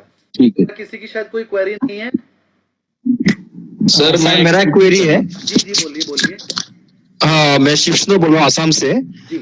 रिसेंटली सर 24 को मैंने 5A क्लियर किया विथ 84%। तो I am thinking of starting my mutual fund distribution जो बिजनेस है। तो अगर रिसर्च एनालिस्ट करते हैं हम तो क्या कॉन्फ्लिक्ट ऑफ इंटरेस्ट रहेगा, और अगर करेंगे तो मतलब उसमें क्या हमको एडवांटेज मिलेगा सर, वो थोड़ा हमको थोड़ा अगर गाइड करेंगे। एडवांटेज ये है कि जब अपने क्लाइंट के पास जाएंगे और मान लीजिए वहां पर आप भी चले गए म्यूचुअल फंड समझाने और कोई और भी चला गया, उसके पास भी मान लीजिए एक्सपीरियंस भी है और डिग्री भी है 5A की, तो आप ये बता सकते हैं सर वो तो खाली म्यूचुअल फंड डिस्ट्रीब्यूटर, मैं तो रिसर्च एनालिस्ट हूँ और रिसर्च एनालिस्ट को ज्यादा नॉलेज होती है इक्विटी की, तो मैं आपको ज्यादा अच्छे सजेस्ट कर पाऊंगा कौन सा म्यूचुअल फंड बढ़िया है। और जब आपकी नॉलेज में बढ़ा ही दूंगा तो आपको तो इतनी चीजें बता देंगे कि वो सामने बता ही नहीं पाएगा। जब मैं म्यूचुअल फंड डिस्ट्रीब्यूटर मैं भी हूँ, 5A मैंने सारे क्लियर किए हुए हैं, 1 से लेके 27 तो सब क्लियर है मेरा। तो 5A भी मेरे पास भी है। तो मैं भी म्यूचुअल फंड जब समझाने जाता हूँ ना, तो कितना भी बड़ा बंदा बैठा हो सामने, मैं तोड़ फोड़ आता हूँ सब कुछ। मैं कहा भैया उसके यहाँ से सारी इन्वेस्टमेंट निकाल दो और मुझे दे दो, और मेरे को और एक चीज है, पहले भी किसी ने शायद बोला होगा, जैसे शेबी का तो कोई सर रेस्ट्रिक्शन नहीं है, मतलब आप म्यूचुअल फंड डिस्ट्रीब्यूटर हो, रिसर्च एनालिस्ट दोनों एक साथ कर सकते हैं, ऐसा कुछ? दोनों कर सकते हैं, बिल्कुल कर सकते हैं। Okay sir. इन्वेस्टमेंट एडवाइजर में है तब हम नहीं कर सकते। अगर आप इन्वेस्टमेंट एडवाइजर हो तो फिर आप कमीशन नहीं ले सकते, डबल कमीशन नहीं ले सकते। अच्छा। मतलब म्यूचुअल फंड तो सर एक अलग चैनल हो गया, और आपका इधर रिसर्च एनालिस्ट एक दूसरा चैनल हो गया। ये बिल्कुल अलग चैनल है, वो म्यूचुअल फंड है, ये इक्विटी है, लेकिन इन्वेस्टमेंट एनालिसिस और म्यूचुअल फंड एनालिसिस दोनों सेम है, क्योंकि दोनों में इन्वेस्टमेंट अच्छा दोनों सेम होने की वजह से इंटरेस्ट कॉन्फ्लिक्ट ऑफ इंटरेस्ट आ जाता है। मगर इसमें नहीं होगा आपका कॉन्फ्लिक्ट ऑफ इंटरेस्ट? इसमें सर मैं हूं तो मैं NISM 15 भी क्लियर हूँ, मैं NISM 8 भी क्लियर हूँ और मैं NISM 5A भी क्लियर हूँ। समझ गए सर, समझ गए sir, thank you sir, thank you. और कोई क्वेरी किसी की एक्यूटेक्स की? Sir okay sir, okay, thank you. जैसा अपना ये AMC है, म्यूचुअल फंड की एग्जाम मैंने क्लियर किया है। मैं प्रसाद बोल रहा हूँ जी जी, महाराष्ट्र से। तो जैसे कि ये हमने म्यूचुअल फंड डिस्ट्रीब्यूटर की एग्जाम क्लियर की, तो हमको मालूम था कि बाबा इतने इतने AMCs हैं, आप किसी से भी एसोसिएट हो सकते हैं और अपना अपना पार्ट टाइम चालू कर सकते हैं। म्यूचुअल फंड डिस्ट्रीब्यूशन आपके क्लाइंट रहे या फिर उनकी हेल्प से कुछ कर सकते हैं। इसमें ऐसा कुछ पाथ है क्या आगे? सर ये तो बहुत बढ़िया कोर्स है और बहुत ही अपर लेवल का कोर्स है। मैं आपको बता देता हूँ, बहुत ही बढ़िया कोर्स है और इसकी ग्लोबली मतलब आपको ग्लोबली एक तरह का कोर्स है जो सब जानते हैं इस कोर्स के बारे में। NISM अगर आप करते हैं तो वो इंडिया में ही चलेगा, लेकिन रिसर्च अगर आप बन जाते हैं तो आपको ग्लोबली इसकी वो मिलेगी कि आप रिसर्च एनालिस्ट हैं, न्यूज चैनल पे भी आ सकते हैं। अगर आप किसी न्यूज चैनल पे जाएंगे, वहां पर अगर आप अपनी कोई रिकमेंडेशन देते हैं तो वो क्या बताएंगे, आप क्या हो, कोई आपकी बात क्यों माने? अरे रिसर्च एनालिस्ट हो, पास्ड हो, रिसर्च एनालिस्ट की डिग्री है आपके पास, इसलिए मानेंगे आपकी बात। अच्छा, तो ऐसा कुछ है क्या लेकिन कि जैसे 45 ARNs है, उसको ज्वाइन हुए तो म्यूचुअल फंड का बिजनेस आपका शुरू हुआ, ऐसा ये इसका है क्या कुछ ऐसा? हाँ सर, अगर आप एक रिसर्च एनालिस्ट बन जाएंगे तो आप लोगों को एडवाइस कर सकते हैं। तो आप से भी बोलती है ना, अगर कोई भी आपको भ्रामक विज्ञापन दे या कोई भी अपनी कॉल्स दे तो नहीं दे सकता है, पेनल्टी लगती है, तो आपको ये लिखकर भेजना पड़ता है, it is only for educational purpose. लेकिन अगर आप रिसर्च एनालिस्ट बन गए तो फिर ये लिखने की जरूरत नहीं एजुकेशनल पर्पस, फिर तो आप कहोगे I am a registered research analyst और मेरे हिसाब से ये चीज खरीदो, बताओगे ही ना। ओके, चलिए, और किसी की कोई क्वेरी नहीं है शायद, या है? Very good. तो 4 या 5 दिन बाद हम क्लास स्टार्ट करेंगे, तो पेमेंट्स आप करिए, क्योंकि फीस की वजह से हम 4-5 दिन लगा रहे हैं। अगर आप कल में फीस पे कर दें सबके सब, तो हम परसों से क्लास स्टार्ट कर देंगे। तो अब हमारे को क्लास स्टार्ट करने के लिए सिर्फ ये चाहिए कि आप लोगों ने जो फीस पे करनी है वो पे हो जाए।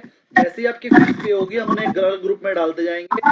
ग्रुप में मैं कॉल कर क्रिएट करूंगा कि किस टाइम पर क्लास रखनी है। वो मैं 3 टाइम रखूंगा, 8 बजे, 8:30 बजे, या फिर कोई तीसरा टाइम रख दूंगा दिन में। फिर जिसपे ज्यादा वोट मिलेंगे वो वाली टाइमिंग क्लास की रहेगी। तो सबसे पहले जो आएगा उसका वोट भी सबसे पहले होगा और क्लास की टाइमिंग डिसाइड हो जाएगी। तो आप लोगों ने सबने फीस पे करनी है, पंकज सर को स्क्रीनशॉट भेजना है। उसी ग्रुप में मेरा नंबर भी रहेगा, तो सबके पास नंबर आ जाएगा, पंकज सर दे देंगे। फिर किसी की क्वेरी हो, आप पंकज सर से भी ले सकते हैं, मुझसे भी ले सकते हैं। आपके नोन में जो आपके फ्रेंड्स हैं उनको हम आपको डेमो की वीडियो भेजेंगे, वो अपने नोन्स को, अपने फ्रेंड्स को वो आप फॉरवर्ड कर दीजिए, और अगर वो भी ज्वाइन करना चाहें तो वो भी ज्वाइन कर सकते हैं। आधी फीस में पढ़ा रहे हैं, 50% डिस्काउंट 5,000 रुपए में पढ़ा रहे हैं। नेक्स्ट बैच हमारा इंक्रीमेंट हो सकता है फीस में। और एक चीज पूछना था आपसे, जैसे आपका कोर्स 1 महीने का खत्म हो रहा है, आपका 1 महीने के, वो मतलब duration of the course is 1 month. इसके बाद एग्जाम देंगे, पास करेंगे या फेल, वो तो अलग चीज है। मगर due course of time in future में भी अगर आपका अगर कोई हेल्प चाहिए तो हम लोग आपसे बात कर सकते हैं क्या? कोई भी रेफरेंस चाहिए, कुछ चाहिए सर? लाइफ टाइम अगर आपकी कोई क्वेरी है तो आप मुझे व्हाट्सएप कर सकते हैं, आप मुझे फोन कर सकते हैं, और कोई भी क्वेरी हो तो वो ले सकते हैं। अगर आप कोर्स ज्वाइन ना भी करें तब भी ले सकते हैं। नहीं, वो अलग चीज है, कोर्स ज्वाइन वो तो करेंगे, मतलब इन फ्यूचर में बोल रहा हूँ सर। इन केस मैं तो सर इतनी बड़ी बात बोल रहा हूँ कि अगर किसी ने मेरे से कोर्स नहीं भी किया, मैं उसकी भी क्वेरी सॉल्व करता हूँ। ठीक ठीक ठीक। तो आप तो मेरे स्टूडेंट हो जाएंगे, एक बार पढ़ चुके होंगे, आपकी क्यों नहीं करेंगे? ठीक ठीक है ना। मुझे नॉलेज बांटने में मजा आता है, मुझे पढ़ाना शौक है मेरा, पैसे के लिए नहीं पढ़ा रहा हूँ। जितना मैं आपको पढ़ाऊंगा ना, वो कोई 2 लाख रुपए लेकर नहीं पढ़ाएगा जो मैं आपको 5,000 में दे रहा हूँ। सिर्फ इसलिए मुझे नॉलेज को बांटने में अच्छा लगता है, मजा आता है। समझ गए सर, समझ गए हम। और जब आप मेरे से जब आप पढ़ेंगे तो ये बात आपको खुद रियलाइज हो जाएगी कि सर जितनी मेहनत कर रहे हैं और वो कुछ भी नहीं है, मतलब पैसे के लिए तो है ही नहीं है क्लास। पैसे को तो बिल्कुल इग्नोर कर दीजिए। 5,000 रुपए में तो नेट का कनेक्शन और जो सर इतना बड़ा इंफ्रा आपको मॉक टेस्ट वगैरह बना के देंगे, बस वही निकलता है, बेनिफिट कुछ नहीं आएगा इस रेट में। इसीलिए अगले बैच की फीस बढ़ा रहे हैं। समझ गए सर, समझ गए sir. Thank you sir. Thank you very much. आज के लिए इतना ही। और हम आप सर मेरा क्वेरी है, बोलिए।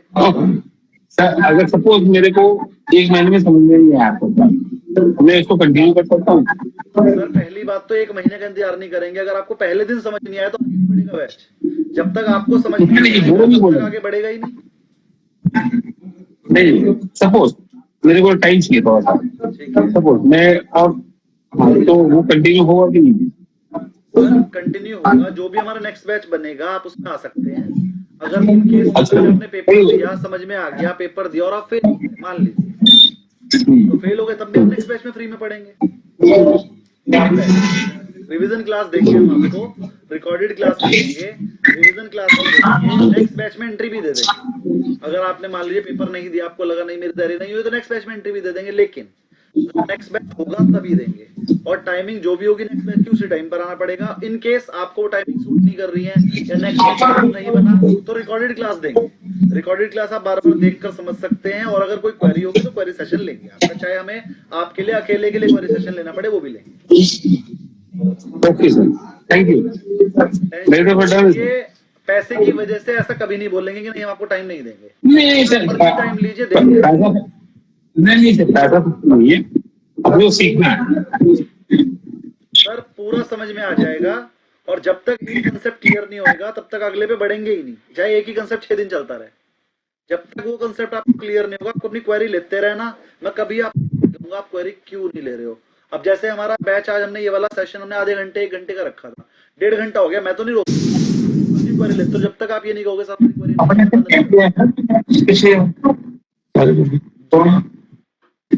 समय चाहते ही है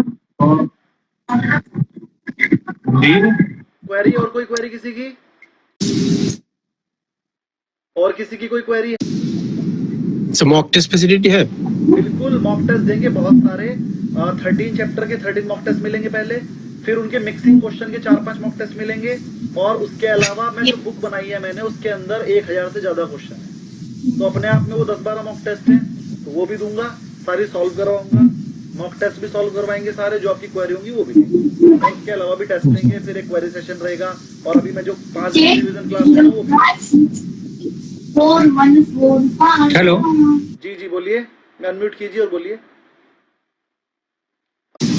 हेलो जी हाँ सर, 10th पास भी कर सकते हैं क्या? 12th पास आप NISM 5A कर पाए थे 10th पास? हाँ करा था सर। वैसे इसमें 12th की है रिक्वायरमेंट NISM के लिए।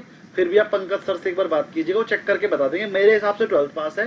चेक कर लेंगे कि 10th वाले को एडमिशन मिल रहा है क्या, वो अप्लाई करके देख लेंगे। अगर वहाँ 10th पास वाले का अप्लाई हो रहा है, आपकी प्रोफाइल तो उनका पहले से बनी हुई होगी, आपकी प्रोफाइल से अप्लाई करके देख लेंगे। अगर अप्लाई हो रहा होगा तो हो जाएगा, वरना 12th चाहिए। अप्लाई करके देखा था मैंने।